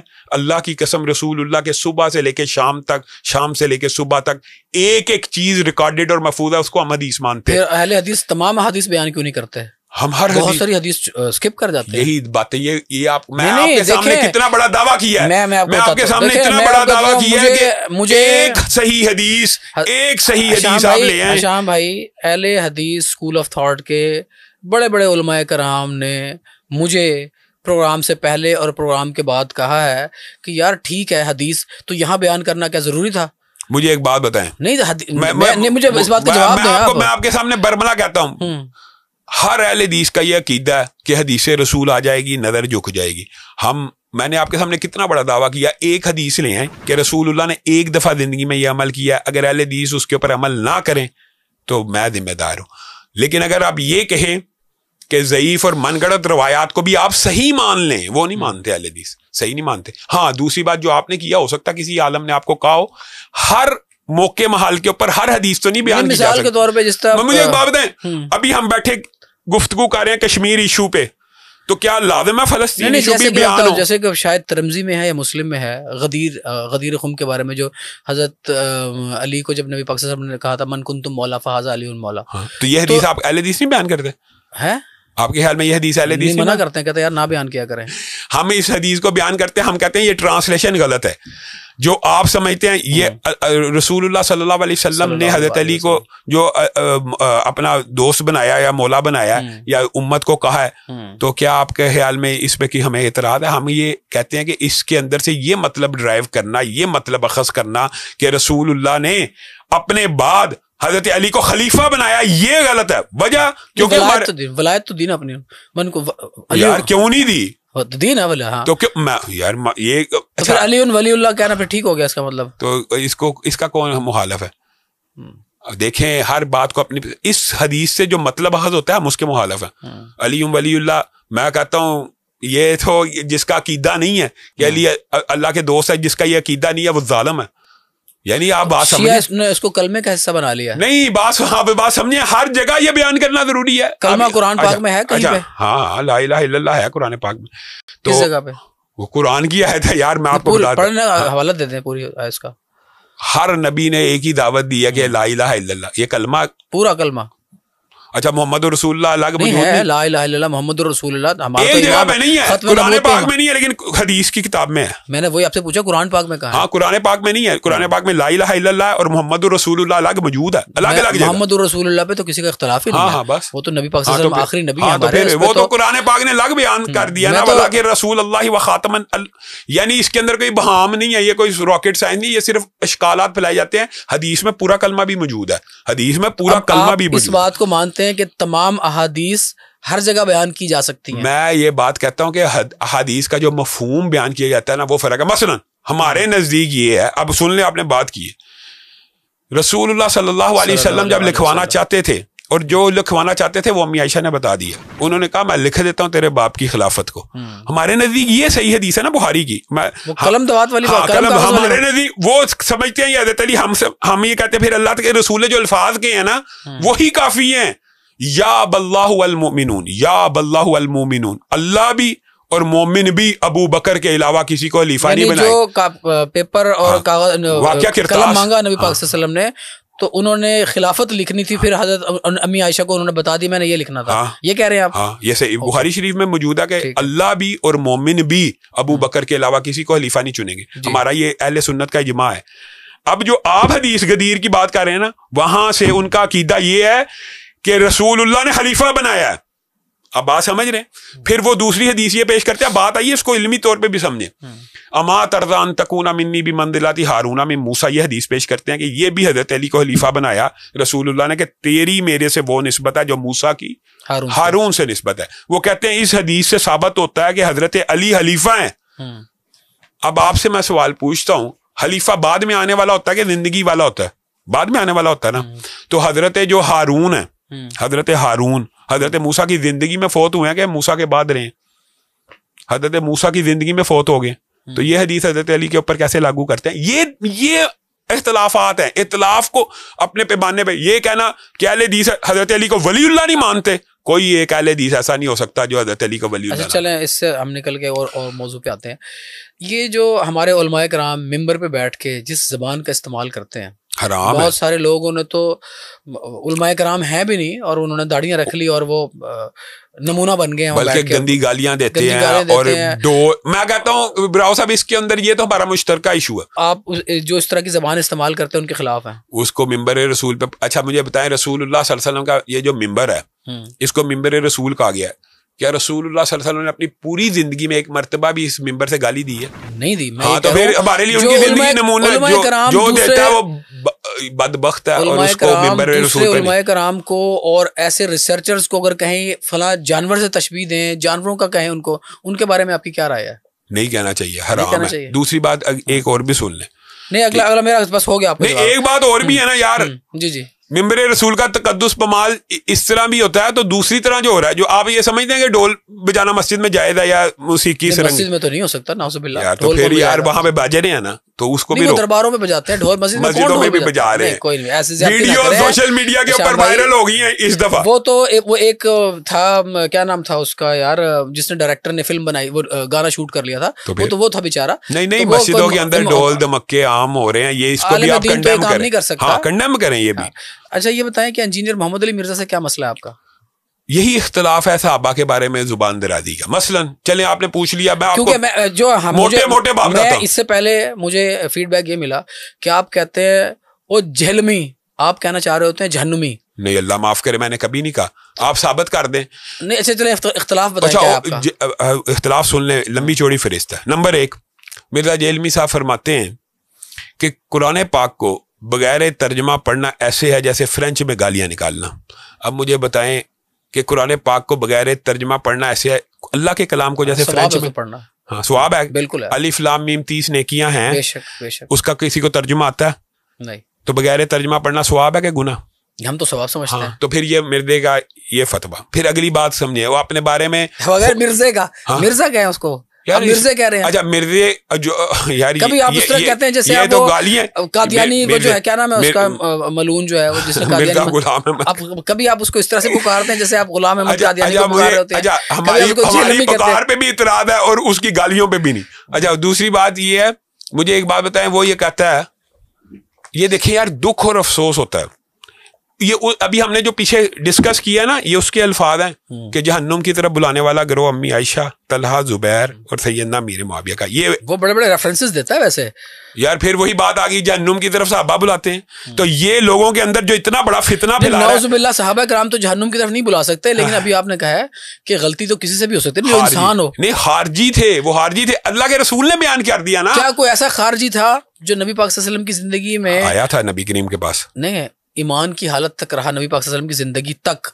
بعد میں خارجی بن گیا. نہیں میں آپ کو بتاتا ہوں نبی کریم نے, میرے سوال کا جواب دیں, ایسے کوئی صحابہ کرام ہیں. یہ بات یاد رکھیں, کوئی صحابی جو ہوتا ہے نا اس کی شرط یہ ہوتی ہے ایمان کے اوپر فوت ہوا. یہ بات ذہن میں رکھیں, ہاں یہ بات شرط ہے. نبی پاک صلی اللہ علیہ وسلم کی زندگی تک ایمان پہ نہ ہو اور فوت بھی ایمان پہ ہوا ہو تو اسی کو صحابی کہتے ہیں, ورنہ تو مرتد نہیں تھے ہوگے. جیسے کربلا میں مسلمہ کذاب, کربلا میں کئی لوگ شامل تھے جو صحابہ کرام. میں یہی کہہ رہا ہوں مسلمہ کذاب, یار اس سے بڑی کیا دلیل ہے؟ مسلمہ کذاب کے خلاف صحابہ نے جہاد نہیں کیا. مانعین زکوٰۃ جو تھے, منکرین زکوٰۃ, اس کو سیدنا ابو بکر نے کیا کہا تھا کہ جو نماز اور زکوٰۃ میں فرق کرے گا میں ان کو مرتد سمجھتا ہوں. تو اس صحابی کی شرط یہ ہوتی ہے حالت ایمان میں رسول اللہ کا دیدار کیا اور حالت ایمان میں دنیا سے گیا. یہ عام فہم بات ہے, یہ اشکالات. پھر آپ مجھے بتائیں, اس نے ایک جملہ کہا کہ یہودی کہتے ہیں کہ رسول اللہ صلی اللہ علیہ وسلم کل کے چھوکرے ہیں. آپ مجھے ایک بات بتلائیں, پورے یہودیوں نے اس سے بھی سخت کہا ہوگا, لیکن کسی یہودی نے رسول اللہ کے بارے میں یہ الفاظ نہیں کیا. ہمارا ان سے مطالبہ, آپ ہمیں وہ کتاب دکھائیں جس میں کسی یہودی نے رسول اللہ کو کل کا چھوکرا کہا ہو, اگر آپ علمی. پھر انہوں نے جواب دیا یار چھوکرا کون سی ایسی بات ہے, یہ تو چھوکرا کہنا بری بات نہیں ہے. تو ہمارے ایک عالم دین نے اس کو چھوکرا کہا مرزے کو, تو کہتا ہے یہ مجھے گالیاں دے رہے ہیں. اپنے بارے میں چھوکرا کہنا گالی ہے اور رسول اللہ کے بارے میں. اور پھر اچھا اگلی بات سنیں, حسن تے شاعی کوئی نہیں, نبی تے شاعی کوئی نہیں, بڑھتا بڑھتا پہلے یہاں سے شروع ہوا, ولی تے شاعی کوئی نہیں, امام تیمیہ تے شاعی کوئی نہیں. اس نے کبھی نہیں کہا نبی تے شاعی کوئی نہیں. میں آپ کو دکھا دیتا ہوں, میں آپ کو ابھی آپ بیٹھے میں ابھی آپ کو دکھاتا ہوں. اچھا پھر وہ جس تناظر میں کہتا ہے وہ بھی بتاتا ہوں, میں بتا دیتا ہوں. ولی تشائی کوئی نہیں, میں یہ جو باتیں کر رہا ہوں یہ باحوالہ میں دوں گا آپ کو. بابے تشائی کوئی نہیں, بابے تشائی کوئی نہیں سے بابے کی شائی کوئی نہیں کی بات اتنی اہم نہیں ہے جتنی یہ اہم ہے. آپ تو دیکھیں اب آپ یہاں بیٹھ کے ماشاءاللہ, جو کہ بہت اچھی بات ہے, بریلوی اسکول آف تھاٹ کو ڈیفینڈ کرنا شروع ہو گئے ہیں مرزے کی نفرت میں. میں کب کہہ رہا ہوں, میں تو کہہ رہا ہوں کہ بات سنیں وہ کس تناظر میں کہتا ہے, آپ نے یہ سمجھنا ہے. بڑھتا بڑھتا کہاں تک پہنچ گیا, حسن تشائی کوئی نہیں کہتا, اگر نہ کہو میں ذمہ دار ہوں, میں ذمہ دار اسٹیج پہ. نبی تشائی کوئی نہیں, اگلی بات بھی سن لیں, یہاں تک پہنچا کہ نبی تشائی کوئی نہیں, اور جواب دیتا ہے اللہ دے سامنے. آپ اگر نہ کہو تو میں ذمہ دار ہوں, اور اس کی آگے بوگس بھونڈی دلیل ہی ہوتی ہے حسن جب میں نے یہ حدیث حسن پیش کی, آپ کو یہ بھی جواب سنیں کہ اس نے کیوں کہا تھا. یہ میں لے تشیع سے بھی پوچھتا ہوں کہ حضرت حسن کو رسول اللہ نے کہا یہ میرا بیٹا سردار ہے, یہ مسلمانوں کے 2 گروہوں میں صلح کرائے گا, اور ساتھ عظیم بھی کہا مسلمانوں کے 2 عظیم گروہوں میں صلح کروائے گا. میں نے کہا کہ حسن کو نہیں تھا پتا کہ یہ جہنم کی طرف بلانے والا گروہ ہے, صلح کیوں کی؟ تو آگے کہتا ہے حسن تے شے کوئی نہیں نبی دی حدیث دے اگے, اگر یہ نہ کہو میں ذمہ دار ہوں. اور پھر کہنے لگا نبی بھی شے کوئی نہیں اللہ دے اگے. اور بھائی اللہ کے آگے بھی نبی شے ہوتی ہے, اللہ کے آگے بھی نبی مقرب بندے ہوتے ہیں, یا حسن بھی نبی کے محبوب بندے ہیں. نہیں, اللہ کے سامنے تو ایک انسان کی حرمت کعبے سے زیادہ ہے. تو یہ اچھا اب آپ سمجھیں, اس لیے ہمارا اختلاف ہے, ہمارا کوئی اس کے ساتھ ذاتی جھگڑا یا جائیداد کا جھگڑا نہیں. لوگ یہ سمجھتے ہیں کہ وہ ذرا ریٹنگ زیادہ لے لیتا ہے اور وہ اہل حدیث ہے, اس لیے آپ کا اختلاف ہے. واللہ باللہ تعالی ہمارا اختلاف صرف دفاع صحابہ, وہ بھی اہل حدیث ہے رسول کے نہیں. وہ کیسے اہل حدیث ہے, وہ تو اپنے آپ کو کتابی بابی جو کہتا ہے ایسا کوئی نام ہے, مجھے اس کا کوئی مسلک نہیں ہے. وہ اہل حدیث اسکول آف تھاٹ تو اس کے قریب سے نہیں گزرا, صرف توحید کے اندر اس کی کچھ باتیں ہمارے ساتھ ملتی ہیں. شام بھائی یار کسی چیز کا مل جانا مسلک ہے نا, مسلک مسلمان اور کرسچن اور یہودی ہونا تو پتہ چل جاتا ہے نا. میں مسجد میں جاؤں گا تو میں مسلمان ہوں, ایک آدمی گرجے میں جائے گا تو کرسچن ہے, یا مندر میں جائے گا تو ہندو ہے. لیکن ایک انسان اگر میں یہاں بیٹھ کے کہوں شام بھائی میں اہل حدیث ہوں, میں بریلوی ہوں, میں شیعہ ہوں, تو آپ کو ماننا پڑے گا, کیونکہ خدا کو پتا ہے میں اندر سے کیا ہوں. وہ اپنے آپ کو اہل حدیث کلیم نہیں کرتا, اگر کرے گا تو مان لیں گے. اچھا یہی کہہ رہا ہوں. اب آپ بات سمجھیے, اور اہل حدیث اسکول آف تھاٹ کی ایک آپ کو بتا دیتا ہوں, کوئی ایک اہل حدیث نہیں وہ ہو سکتا جب تک وہ تمام صحابہ کے جنتی ہونے کا قائل نہ. میں آپ کو عقیدہ بتا رہا ہوں, وَكُلًّا وَعَدَ اللَّهُ الْحُسْنَىٰ کی جو آیت ہے کہ ہر صحابی رسول, آپ کو ویسے اسٹوڈنٹ کہتا ہے مولانا اسحاق صاحب کا, اسحاق جہلوی کا, وہ اس کو بھی لوگ اہل حدیث سمجھتے ہیں, پکا رافضی تھا.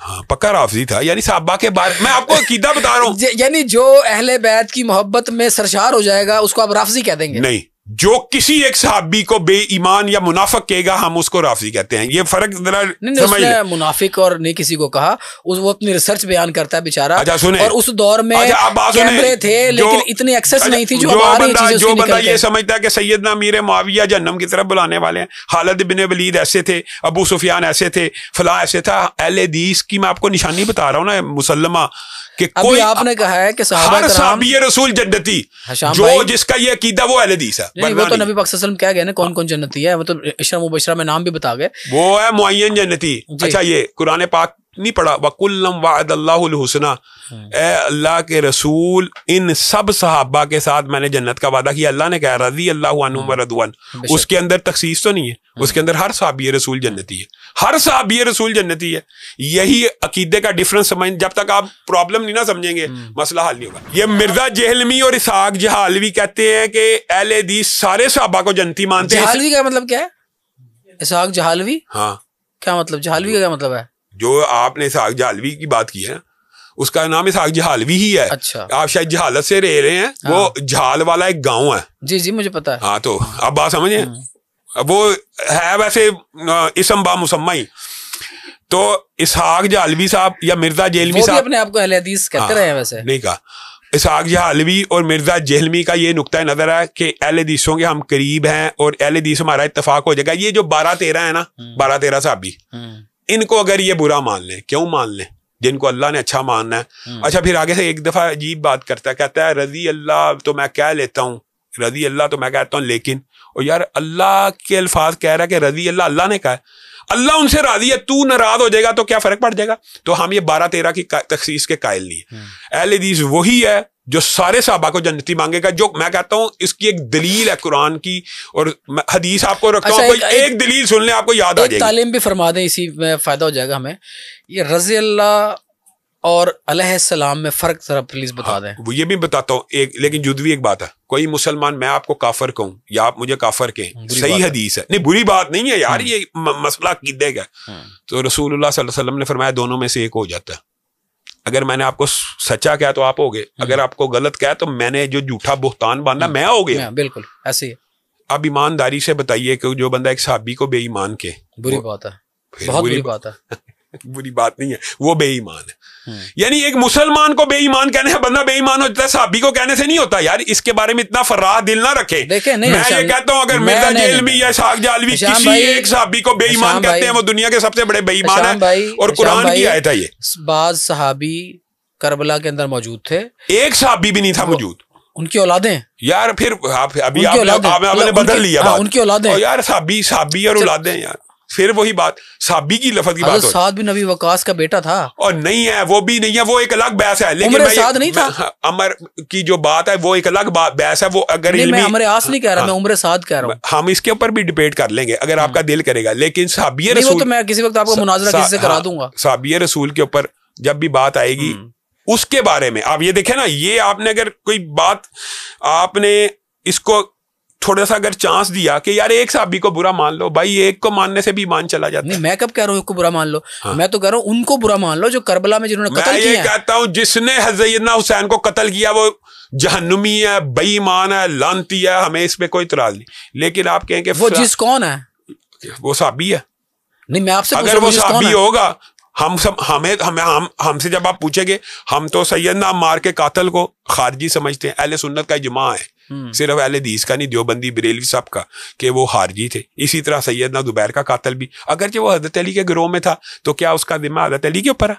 اگر وہ عمار بن یاسر کا قاتل سیدنا امیر معاویہ کے گروہ میں تھا ان کے اوپر ہے. تو یہ باتیں نا, اس طرح کی باتیں کر کے مشکوک, یہ ہمارا اور مرزا جہلمی سے کیا اختلاف ہونا بتائیں, کوئی اختلاف نہیں. اس کے علاوہ کیا اختلاف ہو سکتا ہے؟ اور ابھی آپ نے جو بات کی ہے اس کی میں آپ کو ویڈیوز بھیج دیتا ہوں کہ حسن تے شاہی کوئی نہیں، فلاں تے شاہی کوئی نہیں، بھیج دیتا. آپ اہل تشیع کو کافر سمجھتے ہیں؟ میں ہر اس بندے کے ایمان کا قائل ہوں. آپ ایک تو نا جواب دیتے ہیں گوگلی والے انداز میں. نہیں گوگلی نہیں، میں سیدھی بات کرتا ہوں. گوگلی پتہ کیا ہوتی ہے؟ گوگلی ہوتی ہے لیگ بریک، جاتی ہے آف بریک. میں نے آپ سے پوچھا ہے کہ آپ اہل تشیع کو کافر سمجھتے ہیں؟ آپ مجھے ایک بات بتائیں، اس کا جو جواب ہے کسی کی معین تکفیر کرنا جائز ہے اسلام میں؟ بالکل بھی نہیں ہے، حرام ہے. اس لیے آپ سے پوچھا ہے. حرام ہے کہ میں نے تو لگی لپٹ نہیں رکھی. میں نے بھی نہیں لگی لپٹ رکھی. جو بھی کلمہ گو ہے وہ مسلمان ہے. نہیں وہ تو کہتے ہیں علی ولی اللہ، لا الہ الا اللہ محمد الرسول اللہ علی ولی اللہ.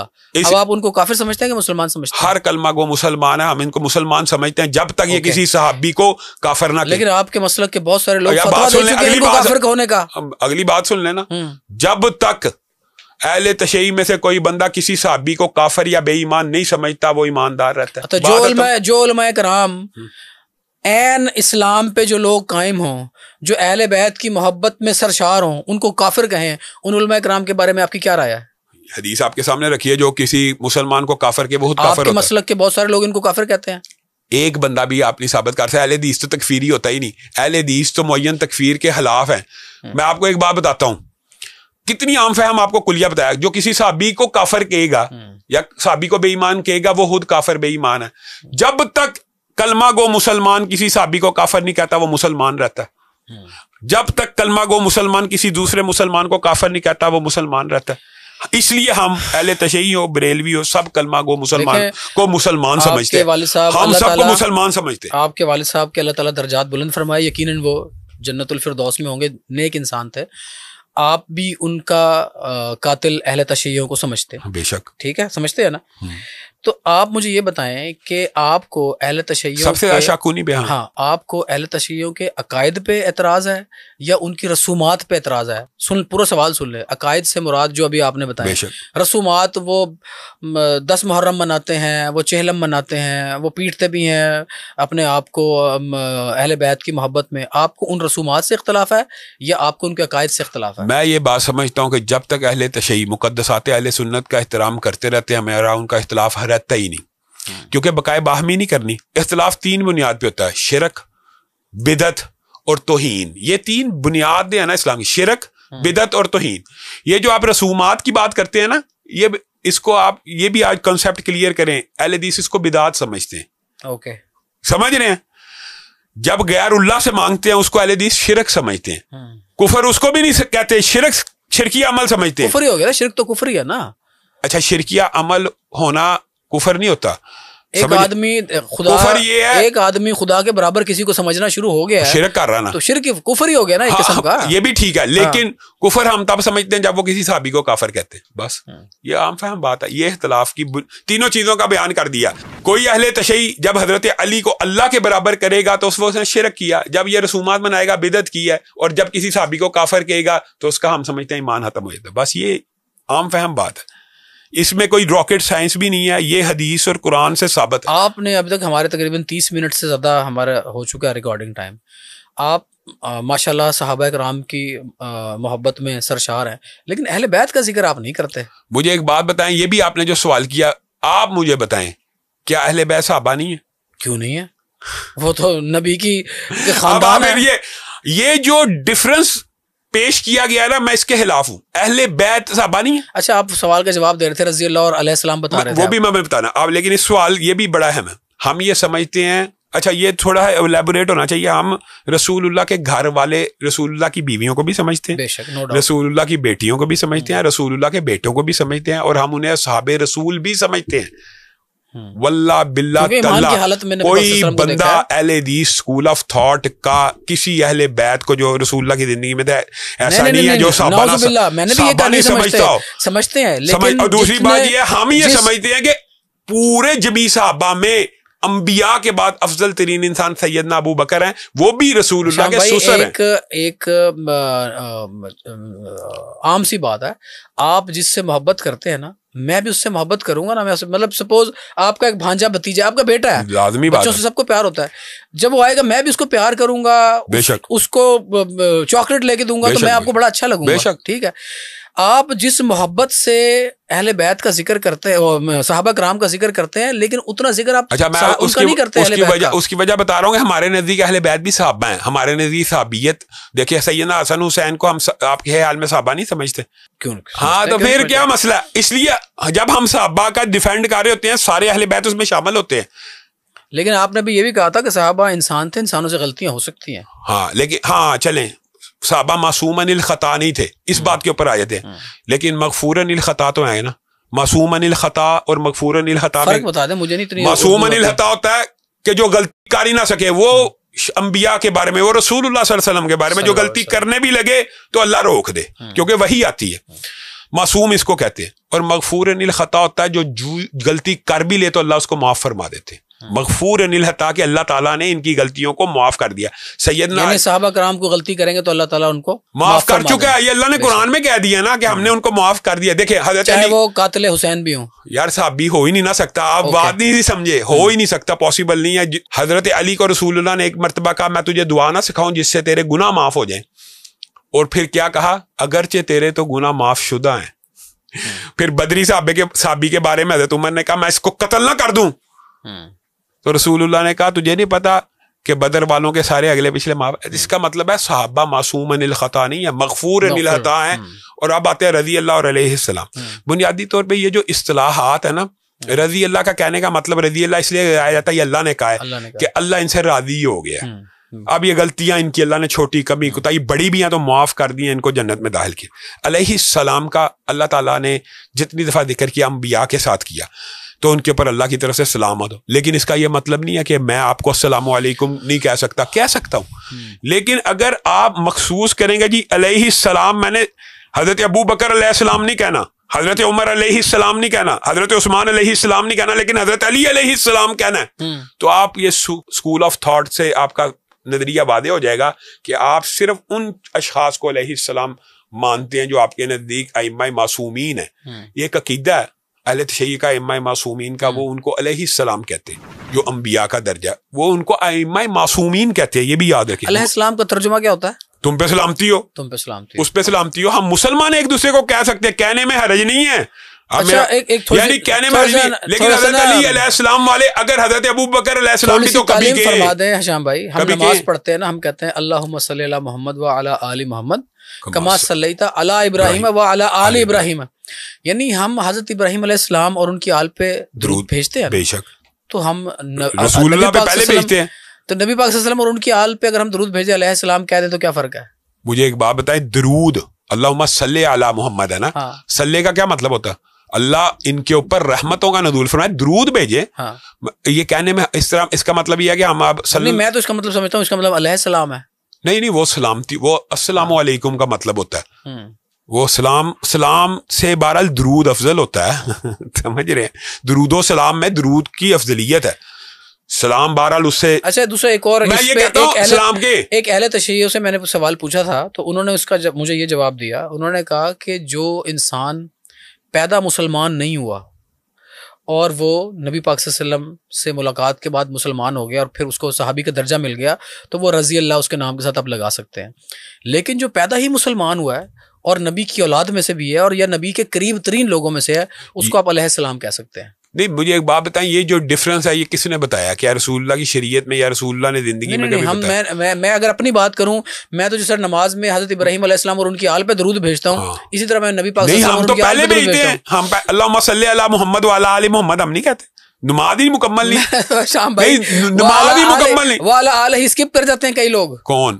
کئی لوگ اسکپ کر درود جاتے ہیں ابراہیمی میں آل کے بغیر مجھے فون کر کے تصحیح کی ایک آدمی نے کہ یار یہ آل ہی نہ کہا کریں آپ۔ نہیں یہ نہیں ہو سکتا، میں آپ کو ایک بات بتا رہا ہوں، میں آپ کو ایک بات بتاتا ہوں، آپ علیہ السلام کے لیکن آپ ہمارا مطالبہ بھی مانیں، پھر آپ نے اگر علیہ السلام ان کو کہنا تو حضرت ابو بکر کو بھی کہیں گے، ہم کوئی اعتراض نہیں، وہ تو ماشاءاللہ عشرہ مبشرہ میں سے ہے، تو پھر علیہ السلام ان کو کیوں نہیں کہہ رہے؟ ان کے بارے میں تو قرآن میں آپ نے کہا نا رضی اللہ آ گیا تو ان کے اتنا اللہ تعالیٰ نے شام بھائی جو ٹائٹل اللہ تعالیٰ نے ان کو دے دیا وہ زیادہ بڑا ہے، میرے کہنا زیادہ بڑا، تو پھر یہ بھی سمجھنا چاہیے، اس لیے ہم اہل بیت کو صحابہ بھی مانتے ہیں، سمجھے؟ تو علیہ السلام کہنے سے کوئی بندہ زیادہ سمجھتا ہے کہ زیادہ فضیلت ہے، یہ بات نہیں ہے، صحیح ہے. اچھا لیکن ایک اور جو ہم عام سوسائٹی میں دیکھتے ہیں نا, اہل تشیعوں کے ہاں نا ہمیں شدت تھوڑی سی کم نظر آتی ہے ایز کمپیئر ٹو ادر مسالک. نہیں زیادہ ہے. مثلا جو بندہ گالیاں دیتا ہے وہ شدت پسند ہے, جو گالیاں نہیں دیتا وہ شدت پسند ہے. نہیں میں گالی نہیں کہہ رہا, جو غصے کا اظہار کرتے ہیں نا ممبر پہ بیٹھ کے, وہ باقی لوگ ذرا زیادہ کرتے ہیں. نہیں میرا خیال ہے آپ کے پاس سوشل میڈیا کے وہ کلپس نہیں پہنچے. سب سے زیادہ پاکستان میں تفرقہ ان ذاکروں نے پھیلایا جو صحابہ کے اوپر تبرہ کرتے ہیں, اور ان کے مذہب اور دین کا ایک حصہ تبرہ کرنا, اور وہ اس کو اپنے دین اور ریفرنسز بڑے مضبوط دیتے ہیں, مسلک کا حصہ سمجھتے ہیں. وہ ان کا مسلک تبرہ ہے, ان کے مسلک کا حصہ. تو اس لیے یہ آپ کیسے کہہ سکتے ہیں وہ سخت نہیں, وہ تو گالی سب و شتم کرنا اپنے مسلک کا حصہ مانتے ہیں. ہاں یہ آپ نے درست کیا, جو ان کے جید علماء ہیں نا ان کا رویہ معتدل ہوتا ہے, لیکن جو ان کے صحابہ کو برا بلا کہنے والے ہیں آپ ان کو دیکھ لیں. سیدنا ابو بکر کو گالی آپ کو نیٹ پہ مل جائے گا, سیدنا عمر کو مل جائے گی, سیدنا عثمان کو مل جائے گی. آپ سیدنا امیر معاویہ کی بات کرتے ہیں, میں کہتا ہوں سیدنا امیر معاویہ ابو بکر جتنے متقی ہو جائیں تو کیا حضرت ابو بکر کو یہ برا بلا نہیں کہتے؟ اچھا حضرت امیر معاویہ رضی اللہ تعالیٰ عنہ کب مسلمان ہوئے تھے؟ یار مجھے ایک بات بتائیں, صحابی رسول ہیں, معین جنتی ہیں. میں ویسے پوچھ رہا ہوں کب مسلمان ہوئے تھے وہ؟ ہاں ان کے بارے میں اختلاف ہے کہ فتح مکہ سے قبل 1 سال ہوئے ہیں, تو اس میں کیا فرق پڑ جائے گا؟ 7 ہجری کے قریب ان کا اسلام ہے, 7 سے 10 ہجری تک قرآن پاک کی کتابت کی. اپنے والد سے پہلے یہ مسلمان ہو گئے تھے؟ ہاں جی, فتح مکہ سے پہلے کتابت کی ہے اور وحی کی کتابت کی ہے. اس نے یہ بھی ایک دفعہ کہہ دیا کہ 3 سال میں وحی, اس کو یہی نہیں پتا 3 سال میں قرآن کتنا نازل ہوا. بہت بڑا حصہ ان 3 سال 7 ہجری سے 11 ہجری 11 ہجری میں بہت زیادہ قرآن پاک نازل ہوا. میں آپ کو ایک حدیث پیش کرتا ہوں, آپ کو سمجھ آ جائے گی. ام حرام بنت ملحان کہ گھر رسول اللہ سو رہے ہیں اور رسول اللہ صلی اللہ علیہ وسلم مسکراتے ہوئے اٹھے. ام حرام بنت ملحان نے کہا آپ مسکرا کیوں رہے ہیں؟ تو رسول اللہ نے کہا میں نے ایک لشکر دیکھا ہے جو سمندر کے تختوں کے اوپر بیٹھ کے جہاد کر رہا ہے. تو اس میں اللہ کے رسول مسکرانے کی کیا بات ہے, وہ سارا لشکر جنتی ہے. تو سیدہ ام حرام بنت ملحان نے کہا اللہ تعالیٰ کے سامنے دعا کریں کہ میں بھی اس لشکر میں شامل ہو جاؤں. تو رسول اللہ نے کہا تو اسی لشکر میں شہید ہوگی. اب ام حرام بنت ملحان زندہ ہیں اور ان کو صحابہ کیا کہتے تھے؟ شہیدہ بحر, کہ آپ سمندری جہاد میں شہید ہوں گی, اور آپ اس سمندری جہاد میں شہید ہوئی جس کی قیادت سیدنا امیر معاویہ, امیر بحر, ایڈمرل جس کو کہتے ہیں, یعنی سیدنا امیر معاویہ تو معین جنتی ہیں, معین بالکل, یعنی رسول اللہ نے نام لے کے تاکہ امت کو اشکال نہ رہے. ان کے دور اور حجاج بن یوسف بڑی فتوحات ہیں. ہاں نہیں فتوحات کو چھوڑیں, ایک بندے کو رسول اللہ معین جنتی کہہ رہے ہیں, شہیدہ بحر ان کے لشکر میں شامل ہوئی ہے, پھر ہمیں کیا اعتراض ہے؟ یہ بتائیں آج موجودہ دور کا ہو یا تاریخ میں کوئی ہو, ایک حاکم شراب پیتا ہو اور اسی حالت میں ممبر پہ بھی آ جائے اور نماز بھی پڑھانا, وہ بڑا بدبخت اور لانتی ہے. لیکن یہ ثابت تو کرے نا شراب پیتا اور ممبر پہ آیا, وہ ملعون ہے. اگر کوئی کر اس دور میں کیا, آج کے دور میں ساری زندگی ایسا ہی ہے. یہ اصل میں راؤ صاحب یہ اختلافات ہیں بنیادی طور پہ کہ ہم یہ سمجھتے ہیں یہ جو صحابہ اصحاب رسول اور فلاں فلاں جگہ پہ کیچڑ اچھالا گیا, یہ جھوٹ اور من گڑت روایات اور استدلال باطل کے ذریعے اڑایا گیا. جب اللہ کے رسول نے ان کو ٹائٹل دے دیا کہ یہ رسول اللہ کی صحیح حدیث ہے, جس نے مجھے دیکھا جس آنکھ نے, یہ حدیث یاد نہیں رہتی ہے, جس آنکھ نے مجھے دیکھا اس آنکھ کے اوپر جہنم کی آگ حرام ہے, حالت ایمان میں, اور حالت ایمان میں فوت ہونا شرط ہے. اسی طرح جس نے صحابی رسول کو حالت ایمان میں دیکھا اور حالت ایمان میں فوت ہوا اس کے اوپر بھی جہنم کی آگ حرام. اچھا آپ نے دین اور سیاست کی بات کی تھی, تو ہم تقریباً میرے خیال ہے 56-57 اسلامی ممالک ہیں. اقبال نے بھی کہا جدا ہو دین سیاست سے تو رہ جاتی ہے چنگیزی. دوسری طرف اگر دیکھیں آج کا نوجوان کہتا ہے, اور وہ بڑا ریشنلی کہتا ہے, جو ہو دین سیاست میں تو چنگیزی ہی چنگیزی. پورا سوال سن لیں ذرا, پورا سوال سن لیں. جتنی بھی آج کے دور میں پچھلے 50 سالوں سے لگا کے اٹھا کے دیکھ لیں, جتنی فلاحی ریاستیں ہیں, ایک بھی مسلمان فلاحی ریاست نہیں ہے. ساری کی ساری کافر ریاستیں فلاحی ریاستیں ہیں, چاہے اسکینڈینیوین کنٹریز ہوں, کینیڈا ہو, آسٹریلیا ہو, یورپ کے ممالک ہوں. تو آج کے نوجوان کو آپ کیسے قائل کریں گے کہ دین کو اگر آپ سیاست میں لے آئیں گے تو جناب آپ فلاحی ریاست بنا پائیں گے, جبکہ دوسری طرف بڑے بڑے امیر ترین اسلامی ممالک کے پاس بڑا بڑا پیسہ ہے, وہ فلاحی ریاستیں نہیں بنا پائے, اور نظر بھی نہیں آ رہا کہ آگے بنائیں گے. آپ اس کی کیا وجہ سمجھتے ہیں؟ میں آپ کو ایک بڑی عام فہم مثال دیتا ہوں. یہ پانی ہے, یہ فارمولا H2O کا, 2 ہائیڈروجن کے ایٹم اور 1 آکسیجن کا ایٹم جب بھی ملے گا پانی بنے گا. رسول اللہ صلی اللہ علیہ وسلم کی شریعت جب بھی نافذ ہوگی یہ وقت اور مکان اور خطے کی محتاج نہیں ہے. رسول اللہ کی شریعت حدیث کے الفاظ ہیں, قرآن پاک کے الفاظ ہیں, آیات متعدد ہیں. جب بھی اللہ کا حکم زمین پہ نازل ہوگا, جب بھی اللہ کی شریعت زمین پہ نازل ہوگی, معاشرے میں امن آئے گا, معاشرے میں ترقی آئے گی, معاشرے میں معیشت بہتر ہوگی. یہ فارمولہ ہے. یہ نہیں ہے کہ ایک دفعہ کامیاب ہوا تو اگلی دفعہ نہیں ہوگا. اگلی دفعہ ہوا تھا 1400 سال پہلے کا یہ تجربہ کامیاب تھا, خلافت راشدہ کا. دوبارہ وہ سسٹم آئے گا, کامیاب نہیں ہوگا. یہ دین اور شریعت کو نہ سمجھنے کا ایک نتیجہ ہے. پاکستان میں آپ نے بات کی ہے, سعودی عرب دیکھ لیں. آپ نے کہا فلاحی ریاستیں نہیں. میں یہ سمجھتا ہوں کہ سعودی عرب میں یا جتنے عرب ممالک میں آج بھی حدود اللہ قائم ہے. حدود اللہ سمجھتے ہیں نا, یعنی جرائم کی وہ سزائیں جو شریعت نے مقرر کی ہیں. یہ ایک جز ہے, یہ پورا دین نہیں ہے, یہ دین کا ایک جز ہے. صرف وہ نافذ ہے. تو رسول اللہ کی حدیث ہے کہ جہاں پہ ایک حد اللہ کی لگتی ہے نا, تو 40 دن تک متواتر رحمت کی بارشیں اس سے زیادہ برکتیں نازل ہوتی ہیں. آپ یہ سمجھتے ہیں کہ کیا سعودیہ کے لوگ ہمارے سے زیادہ انٹیلیجنٹ ہیں یا دبئی کے لوگ؟ میرا سوال تو آپ نے میں بتا رہا ہوں, سعودی عرب کی معیشت مضبوط ہے کہ نہیں؟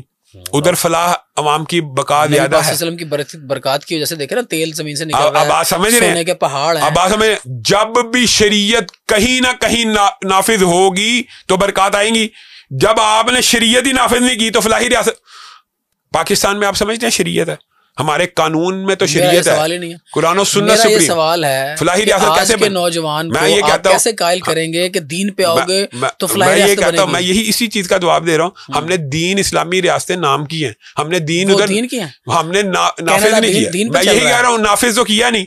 ہم نے اسلامی ریاست کا نظام نافذ کیا ہی نہیں, تو ہم فلاح کیسے مانگ رہے ہیں؟ شام بھائی, وہ فلاحی ریاست کیسے بن گئی؟ ہاں, کینیڈا کیسے فلاحی ریاست بن گیا؟ وہاں تو دین نہیں ہے. اسکینڈینیوین کنٹریز کیسے فلاحی, یہاں سے ان کی ساری فیملی 50 سال کی عمر میں مر رہی ہے.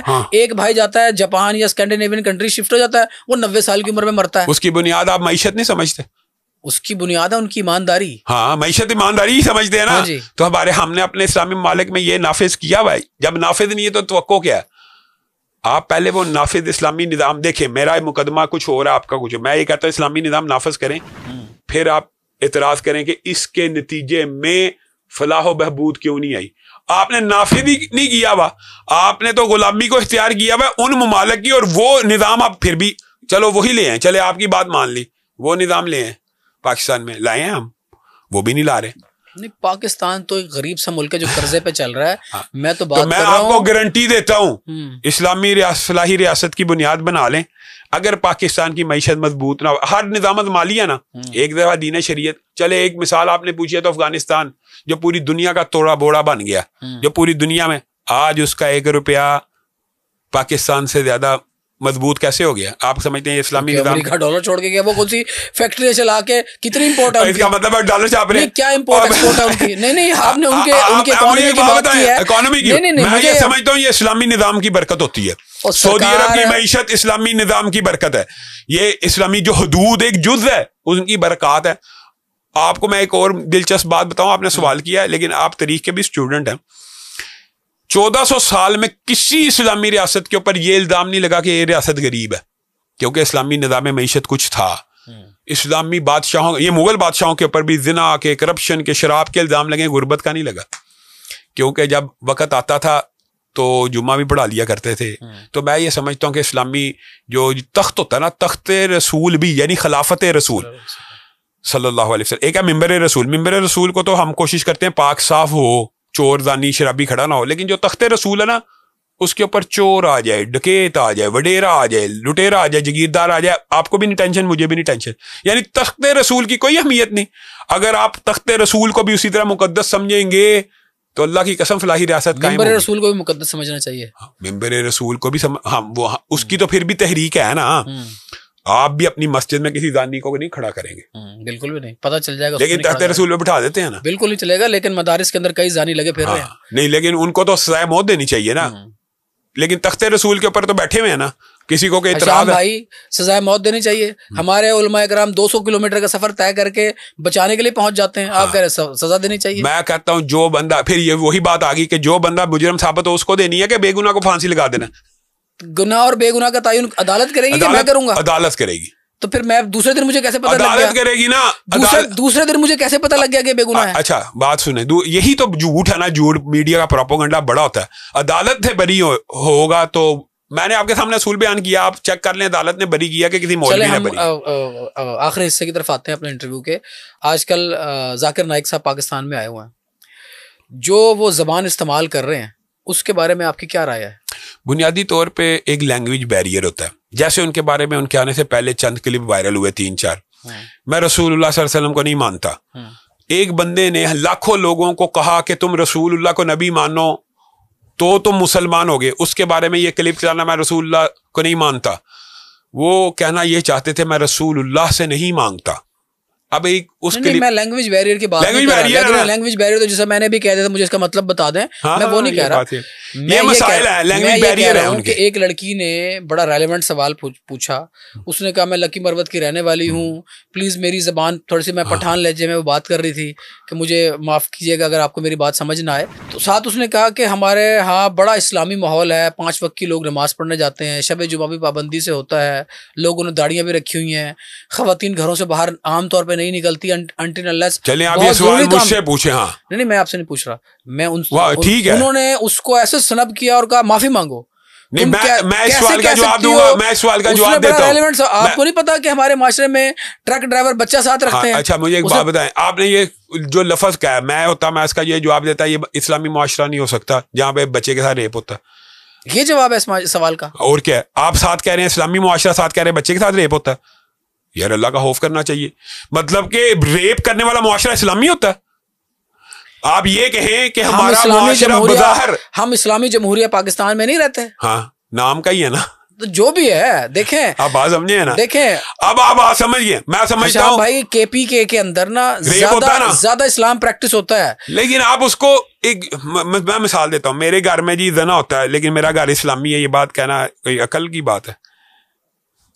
تیرا گھر غیر اسلامی ہے یار, تیرے گھر میں اگر زنا ہوتا ہے, اگر شراب پی جاتی ہے, یہ بنیادی طور پہ یہ وہی بات ہے لینگویج بیریئر. اللہ تعالیٰ پردے پڑے رہنے دے, ٹھیک ہے, تو زیادہ اچھی بات ہے. بات یہ ہے کہ جہاں پہ زنا ہوتا ہے وہ اسلام نہیں ہے, جہاں پہ شراب پی جاتی ہے وہ اسلام نہیں ہے, جہاں پہ زنا ہوتا ہے وہ مدرسہ بھی نہیں ہے, جہاں پہ زنا ہوتا ہے وہ مسجد بھی نہیں ہے, جبکہ ممبر پہ بھی ممبر کے نیچے بچے کا زنا ہوا, قرآن پاک اوپر اس کو مینار پاکستان پہ ٹانگ دینا چاہیے نا, ٹانگا کیوں نہیں؟ وہ کیپٹل پنشمنٹ اسلام نہیں ہے. تو پھر اس بچی کو جو جواب دیا, سوال کرنا تو صحابہ کرام کی سنت ہے, وہ لڑکی سنت ادا کر رہی ہے. میں نے اصل میں بنیادی طور پہ اس لڑکی کا دیکھا نہیں ہے, اگر آپ مجھے دکھائیں گے. میں یہ سمجھتا ہوں کہ اگر انہوں نے کسی کے ساتھ سختی کی ہے تو نہیں کرنی چاہیے, لیکن مجھے یہ توقع نہیں ہے کہ وہ ایسے. میں ایک دفعہ نا, میں یہ نہیں بتاتا کون سی کلاس تھی, ہم ایک کلاس میں بیٹھے ہوئے تھے, فرسٹ لیکچر تھا. ایک اسٹوڈنٹ نے سوال کیا, بڑا ریلیونٹ کوشچن کیا, اس کو ٹیچر نے اتنی بری طرح سنب کیا کہ آس پاس والے سب ہو گئے اس ٹیچر سے سوال نہیں کرنا. ہاں یہ بھی ہوتا ہے, آپ ممبر رسول پہ بیٹھے ہوئے, ایک ریلیونٹ سوال کا آپ کو جواب نہیں آتا, یا آپ یہ نہیں کہتے کہ مجھے نہیں آتا. نہیں, اس سوال کا جواب یہ ہونا چاہیے تھا کہ ہمارا منافقانہ معاشرہ ہے. ہاں منافقت ہے, یہ منافقت ہے کہ ایک طرف آپ نے اسلام کا لبادہ اوڑھا ہوا ہے, داڑیاں رکھی ہوئی ہیں, شب جمعہ منا رہے ہیں اور لونڈے رکھے ہوئے ہیں آپ نے ساتھ. یہ حرام ہے, یہ اسلامی نہیں ہے, یہ منافقت ہے. دوسری بات یہ ہے کہ جو آپ یہ بات کر رہے ہیں نا کہ سنب تو کسی صورت نہیں کرنا چاہیے. جب تک ایک بندے نے 40 سال اوپن سیشنز کیے ہیں, سوالوں جواب کے اوپن سیشنز کیے ہیں, تو وہ یہ کنڈیم کر سکتا کہ کسی کوئی سوال نہ کرو. میرے خیال میں یہ غلط فہمی, یہ بھی ہمارا میڈیا بھی مثال دے رہا ہوں. تو ان کو غلط کہنا چاہیے نا, پھر ان کی تصحیح کون کرے گا؟ کس کی؟ ذاکر نائک صاحب کی تصحیح کون کرے گا؟ 40 سال انہوں نے اوپن سیشن لیا نا. یزید کو رحمت اللہ علیہ بھی کہتے ہیں ہمارے بچوں کو سنب بھی کر رہے ہیں, سوال بھی نہیں کرنے دے رہے. نہیں, 40 سال انہوں نے سوال جواب کی نشستیں اٹینڈ کی ہیں, وہ سوال جواب کرنے میں تو انہوں نے اوپن انویٹیشن دیا ہوا ہر ایک کو کہ کریں. ہمیں کیا پتا, اوپن انویٹیشن ہمارے سامنے اوپن انویٹیشن میں وہ ایکسپوز ہو گئے. ہمیں نہیں پتا جو ویڈیوز ہم نے دیکھی ہیں یہ ایکسپوز وغیرہ تو ایک سوشل میڈیا کی ٹرم ہے. یہ تو لوگوں نے فیصلہ کرنا ہے، ان کا جواب صحیح ہے. میں پڑھاتا بھی ہوں، میں استاد ہوں. آج کا نوجوان ان باتوں سے قائل نہیں ہونے والا. میں آپ کو بتاؤں وہ پتہ کیا سوال کرتا ہے یار. بات سنیں، ایک بات ہے، انہوں نے مزید اپنے آپ کو منوانے کی ابھی ان کی ہے، جنہوں نے 12-13 لاکھ بندے مسلمان کیے. سوال سن لیں ذرا آپ، آج کے نوجوان کے سوال ذرا سن لیں. میں یونیورسٹی میں جاتا ہوں، وہ اللہ کے وجود کے بھی قائل نہیں ہے. اگر اس طرح کا عالم دین مسند پہ کھڑا ہو کے نوجوانوں کے سوالوں کے جواب دے گا نا، تو خدا نہ خواستہ ہمارے نوجوان ایتھیسٹ بن جائیں گے. وہ پہلے سے ہوتے ہیں آج کل یونیورسٹیوں. ایک لڑکے نے سوال کیا، اس نے کہا کہ میں نا بڑا اچھا انسان ہوں، میں کسی کی ٹانگ نہیں کھینچتا، میں کسی کا برا نہیں چاہتا، لیکن میں خدا پہ بلیو نہیں کرتا، لیکن میں مسلمان بھی ہوں. اس کو بھی انہوں نے کہا معافی مانگو، شٹ اپ کال دی اس کو. میں نے نہیں یہ دیکھا، لیکن دیکھیں ایک بندہ کہتا ہے میں اللہ کو نہیں مانتا. ایسے بچوں کو ریفرنس دے کے قائل کیا جاتا ہے. اللہ کو اگر شٹ اپ کال دیں گے نا، وہ کہے گا میں تو بالکل ٹھیک کر رہا ہوں. نہیں، جو بندہ اللہ کو نہیں مانتا اس کا میدان ہو رہا ہے، اس کے لیے الگ دلائل، اس کے لیے ذرا سن لیں. مجھے ایک دفعہ کسی بچے نے سوال پوچھا، اس نے کہا سر ہم ایک کمرے کو سجدہ کرتے ہیں جو پتھر کا بنا ہوا ہے، ہندو ایک بت کو سجدہ کرتے ہیں جو پتھر کا بنا ہوا ہے. اس کو سمجھانے کی ضرورت ہے کہ ہم نہیں کرتے خانہ کعبہ کو سجدہ. ہم نہیں کرتے نا، ہم تو خدا کی، وہ خدا کی علامت ہے. نہیں، ہم قبلہ ہے نا، روح کو کرتے ہیں، اللہ کو خدا کی علامت ہے نا. ایک خدا کی علامت نہیں، ہم اللہ کو سجدہ کرتے ہیں. اللہ کا گھر ہے نا، وہ گھر کو پھر نہیں کرتے. آپ بات یہ بھی سمجھے، ہم اللہ کو کرتے ہیں. اللہ نے وہ ایک سمت بتائی ہے کہ اس طرف کرو گے تو مجھ تک پہنچے گا سجدہ. اس سوال کا جواب اس نے یہ دیا کہ یہ بت بھی اللہ کی سمت ہے. ٹھیک ہے، اس کا جواب یہ دیتے ہیں وہ. پھر اگلا سوال وہ کیا پوچھتے ہیں کہ جی آپ رو رو کے دعائیں مانگتے ہیں، اللہ تعالیٰ ہمارا کینسر ٹھیک کر دے، اللہ تعالیٰ ہماری وہ والی بیماری ٹھیک کر دے جو ہمیں نظر نہیں آ رہی. ٹانگ کٹ جائے تو نئی ٹانگ نکلنے کی دعا نہیں مانگتے آپ اللہ تعالیٰ سے. چھپکلی کی نئی دم نکلاتی، ہماری ٹانگ کیوں نہیں نکلتی؟ آج کا نوجوان یہ سوال کرتا ہے. اس طرح کا ملا آپ کھڑا کر دیں گے تو وہ ایتھیسٹ بنائے گا لوگوں کو. مجھے بتائیں، ابھی ان کی زندگی میں انہوں نے لوگوں کو مسلمان کیا کہ ایتھیسٹ کیا؟ یہ بھی تو اعتراض لگا ہوا ہے نا. انہوں نے آپ کہے بنائے گا، ان کی پوری ٹریک ریکارڈ ہے، انہوں نے 14 لاکھ مسلمان کیے. ساتھ یزید کو رحمۃ اللہ علیہ بھی کہا. آپ مجھے بتائیں 14 لاکھ مسلمان کرنا تو ان سے ثابت ہے. ایتھیسٹ بنانا آپ ثابت کریں نا، تو ہم آپ کے ساتھ مل جائیں گے کہ یہ ایتھیسٹ بنا رہے ہیں. یہ ایک دو باتوں کو کبھی نہیں پکڑنا چاہیے. اور میرا خیال ہے کہ اس طرح کا معاملہ نہیں ہے یہ. زیادہ ان کے اوپر میڈیا کے اوپر جو ٹرولنگ ہو رہی ہے یہ غلط ہے. دیکھیں، ایک بندے کو اپریشیٹ کرنا چاہیے کہ جی وہ خواتین کو نہیں ٹچ کرنا چاہتا، اس کو اپریشیٹ کرنا ہے کہ اس کو کہنا یار بچیاں تھیں. اچھا چلیں، آپ نے مجھے ایک اور سوال یاد کرا دیا. خواتین کو ٹچ کرنے والا مجھے بتائیں، خواتین کو ٹچ کرنا جائز نہیں. اسلامی اتنا کمال کا کام کر رہی ہے پاکستان میں، ان کے مدارس بھی چل رہے ہیں جمعیت طلبہ عربیہ کے نام سے، ان کے یتیم خانے بھی چل رہے ہیں. آپ ایک بنا لیں یتیم خانہ، یہ جماعت اسلامی کی بات کر رہے ہیں، میں سمجھ گیا ہوں آپ کا. ایک جو سربراہ ہے، ایک یتیم بچی جو 6 مہینے کی عمر میں اس کے ادارے میں آئی ہے، وہ 18 سال کی ہوگی تو کیا اس کے سر پہ ہاتھ نہیں رکھے گا؟ اچھا مجھے ایک بات بتائیں، اس کا سربراہ رکھ رہا ہے، انہوں نے اس کے پر اعتراض کیا کہ اپنے رکھنے پہ کیا. ہر بندے کا تقوی کا لیول فرق ہے. آپ رکھ رہے ہیں، آپ تو بچی سمجھ کے رکھ رہے ہیں. میں نہیں رکھنا چاہتا، میں پابند ہوں رکھوں. شام بھائی ایک میسج میں پابند ہوں، ایک میسج چلے مجھے ایک بات ہے، میں پابند رکھوں. میں نے شریعت میں اپنے اوپر میں ایک انون آدمی ہوں، میں کچھ کروں گا لوگوں نے نوٹس نہیں کرنا. جناب صاحب کچھ کریں گے نا، ذاکر نائک صاحب، لوگوں نے نوٹس کرنا ہے. وہ فیس ہے اسلام کا. اس کا مطلب اسلام کا فیس ہے تو وہ غلط اسلام پیش کر دیں.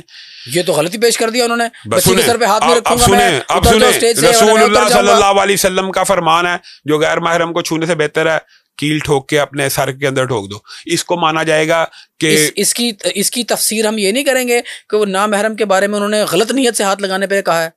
ایک بچی کو آپ اپنی بیٹی سمجھ کے، غیر محرم کو ٹچ کرنا حرام ہے، چاہے آپ کی جو مرضی نہیں ہے. تو ایک استاد اپنی بیٹی کے سر پہ، اپنی طالبہ کے سر پہ ہاتھ نہیں رکھ سکتا بیٹی سمجھ کے. میں آپ کو بتاتا ہوں، آپ پھر وہی بات کر رہے ہیں کہ ایک بندے کا تقویٰ ہے کہ میں نے اس حدیث پہ عمل کرنا، میں نے نہیں چھونا. آپ اس کو چلے میں رسول اللہ کی بات بتاتا ہوں. امی عائشہ نے کہا رسول اللہ نے پوری زندگی کسی غیر محرم کو نہیں چھوا. آپ بتائیں، امی عائشہ کا فرمان. حتیٰ کہ ایک عورت نے پردے کی اوٹ سے آیت بیعت کی تلاوت کرتے ہوئے اس نے سمجھا جیسے مرد ہاتھ ملاتے ہیں تو ہم نے بھی ہاتھ ملانا. رسول اللہ نے اپنی آنکھوں کے اوپر ایسے انگلیاں رکھ لی تھی حدیث اور کہا غیر محرم کو چھونا تو دور کی بات ہے، میں دیکھنا بھی گوارا نہیں کرتا. اب مجھے ایک بات بتائیں کہ بندہ کہ وہ تو رسول اللہ کی امتی ہیں اور رسول اللہ کی بیٹی ہیں. ابھی آپ ذرا تیار ہو جائیں، ٹھیک ہے نا. آپ کو سائنٹیفک جواب دینے پڑنے ہیں، جو نسل آگے تیار ہو رہی ہے نا. اگر سائنٹیفک جواب نہیں دیں گے تو بڑا کام خراب ہونے والا ہے. اسی لیے کچھ ڈگریاں حاصل کی ہیں بے فکر. میرا ایم فل کا جو تھیسس ہے وہ قرآن پاک اور علم فلکیات ہے. آپ کو کہنے سے مطلب میں تمام علماء کو، ٹھیک ہے، تیاری ہے اللہ کے فضل و کرم سے. ہم نے الحاد اور ایتھیزم کے خلاف بھی اسی طرح دلائل سمجھانے ہیں بچوں کو, جس طرح ہم نے اسلام کے بارے میں ان کو کنونس کیا. یہ بات آپ کی درست ہے, دلائل سیکھنے پر چاہیے, سیکھنے. میں تو یہ چاہتا ہوں کہ علماء کے کورس ہونے چاہیے. ایتھیزم اب بہت بڑا فتنہ, جس فتنہ میں بھی جاتا ہوں یونیورسٹیوں میں, اس وقت سب سے بڑا فتنہ یہی ہے کہ بچے اللہ کو بھی نہیں مانتے. دیکھیں اس کی وجہ کیا ہے, لوگ جب دیکھیں گے, معذرت کے ساتھ مجھے نام نہیں لینا چاہیے, ناصر مدنی کو, لوگ جب دیکھیں گے ایک ایسے آدمی کو جو ہر وقت 4 شادیوں پہ باتیں کرتا ہے, اسلام کہتا ہے 4 شادیاں کر لو, 32 سال کی ایک مل جائے ٹھیک ہے, نہیں تو 16 کی 2 کر لو, 8 کی 2 کر لو, 4 کی 4 کر لو, اور وہ اسلام کا فیس بنا ہوا ہے. وہ ذاکر نائک کو دیکھیں گے, وہ بچی کے سر پہ ہاتھ نہیں رکھ رہا, اتار رہا ہے, دھتکار رہا ہے. ایک لڑکی سوال کر رہی ہے, اس کو دھتکار رہا ہے.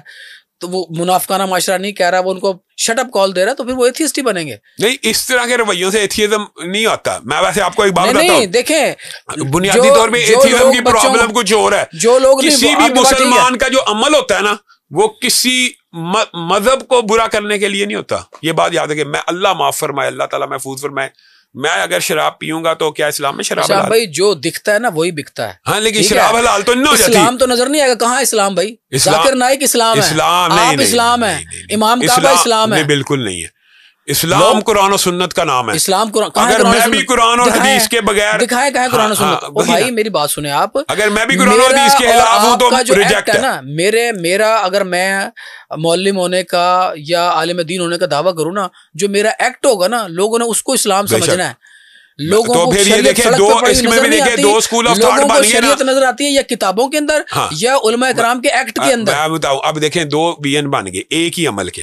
میرے نظر میں نہ چھونا بہتر ہے, آپ کی نظر میں چھونا بہتر ہے. میں تو کہتا ہوں بیٹی سمجھ کے چھو سکتے ہیں, سر پہ چھونے سے مراد سر پہ ہاتھ رکھ سکتے ہیں. بیٹی بن تو نہ جاتی بیٹی کہنے سے. کوئی 18 سال کی بچی آپ اس کو چھونے, نبی پاک صلی اللہ علیہ وسلم یار بات ان کو روحانی اولادیں کہہ کے گئے ہیں, ہم کہہ رہے بیٹی بن نہیں جاتی. ہوتی تو غیر محرم ہے. میں کہنے کا مطلب یہ کہہ رہا ہوں کہ محرم رشتہ تو نہیں ڈیولپ ہو جاتا. اس لیے یہ آئیڈیالوجی کا فرق ہو سکتا ہے, اس کو اتنا برا کنڈیم نہیں کرنا چاہیے. میں یہ سمجھتا ہوں کہ ہمارے علماء کرام کا جو ایکٹ ہے نا, وہ قرآن و سنت کے مطابق اسلام کی طرف لے کے بھی آئے گا اور اسلام سے دور بھی کرے گا. نعوذ باللہ, علماء کرام کا جو ایکٹ ہوگا, کیونکہ ہم ممبر پہ بیٹھ کے لوگوں کو کافر بھی قرار دیتے ہیں, قتل کرنے کے فتوے بھی جاری کرتے جو دیتے ہیں ان کو پکڑنا چاہیے. ہاں, تو وہ پھر کیا میسج دے رہے ہیں؟ غلط میسج ہے. قتل کے فتوے اور تکفیر کے فتوے تو غلط ہے, لیکن کسی صحابی کو کافر کہنا بھی غلط ہے. بالکل غلط ہے, بالکل غلط ہے. لیکن آپ نے بھی کہا ہے اور ہم بھی سمجھتے ہیں صحابہ کرام سارے کے سارے انسان تھے اور ان سے غلطی ہو سکتی ہے, لیکن وہ مغفور الخطا ہو گئے, اللہ نے ان کو معاف کر دیا. ہم کون ہوتے ہیں اب ان کو پکڑیں؟ نہیں, ہم کوئی نہیں ہوتے ان کو پکڑنے والے. جس نے غلط کیا وہ روز محشر پکڑا جائے گا انشاءاللہ. اللہ نے کہہ دیا کہ میں معاف کر دیا, آپ پھر پکڑا جائے. نہیں, میں صحابہ کرام کے بارے میں نہیں کہہ رہا, میں کہہ رہا ہوں جس نے غلطی کی وہ روز محشر پکڑا جائے گا انشاءاللہ. جس کو بھی تکلیف پہنچائے. بہت شکریہ ہشام بھائی, آپ کا میں نے کافی ٹائم لیا اور آپ نے بڑے تسلی سے سوال سارے میرے سنے اور بڑے آرام سے جواب بھی دیا. میں آپ کا شکر گزار ہوں, بہت شکریہ. اور میری ریکویسٹ ہے پلیز ہمیں ٹائم دیتے رہیے. انشاءاللہ ضرور. Thank you very much.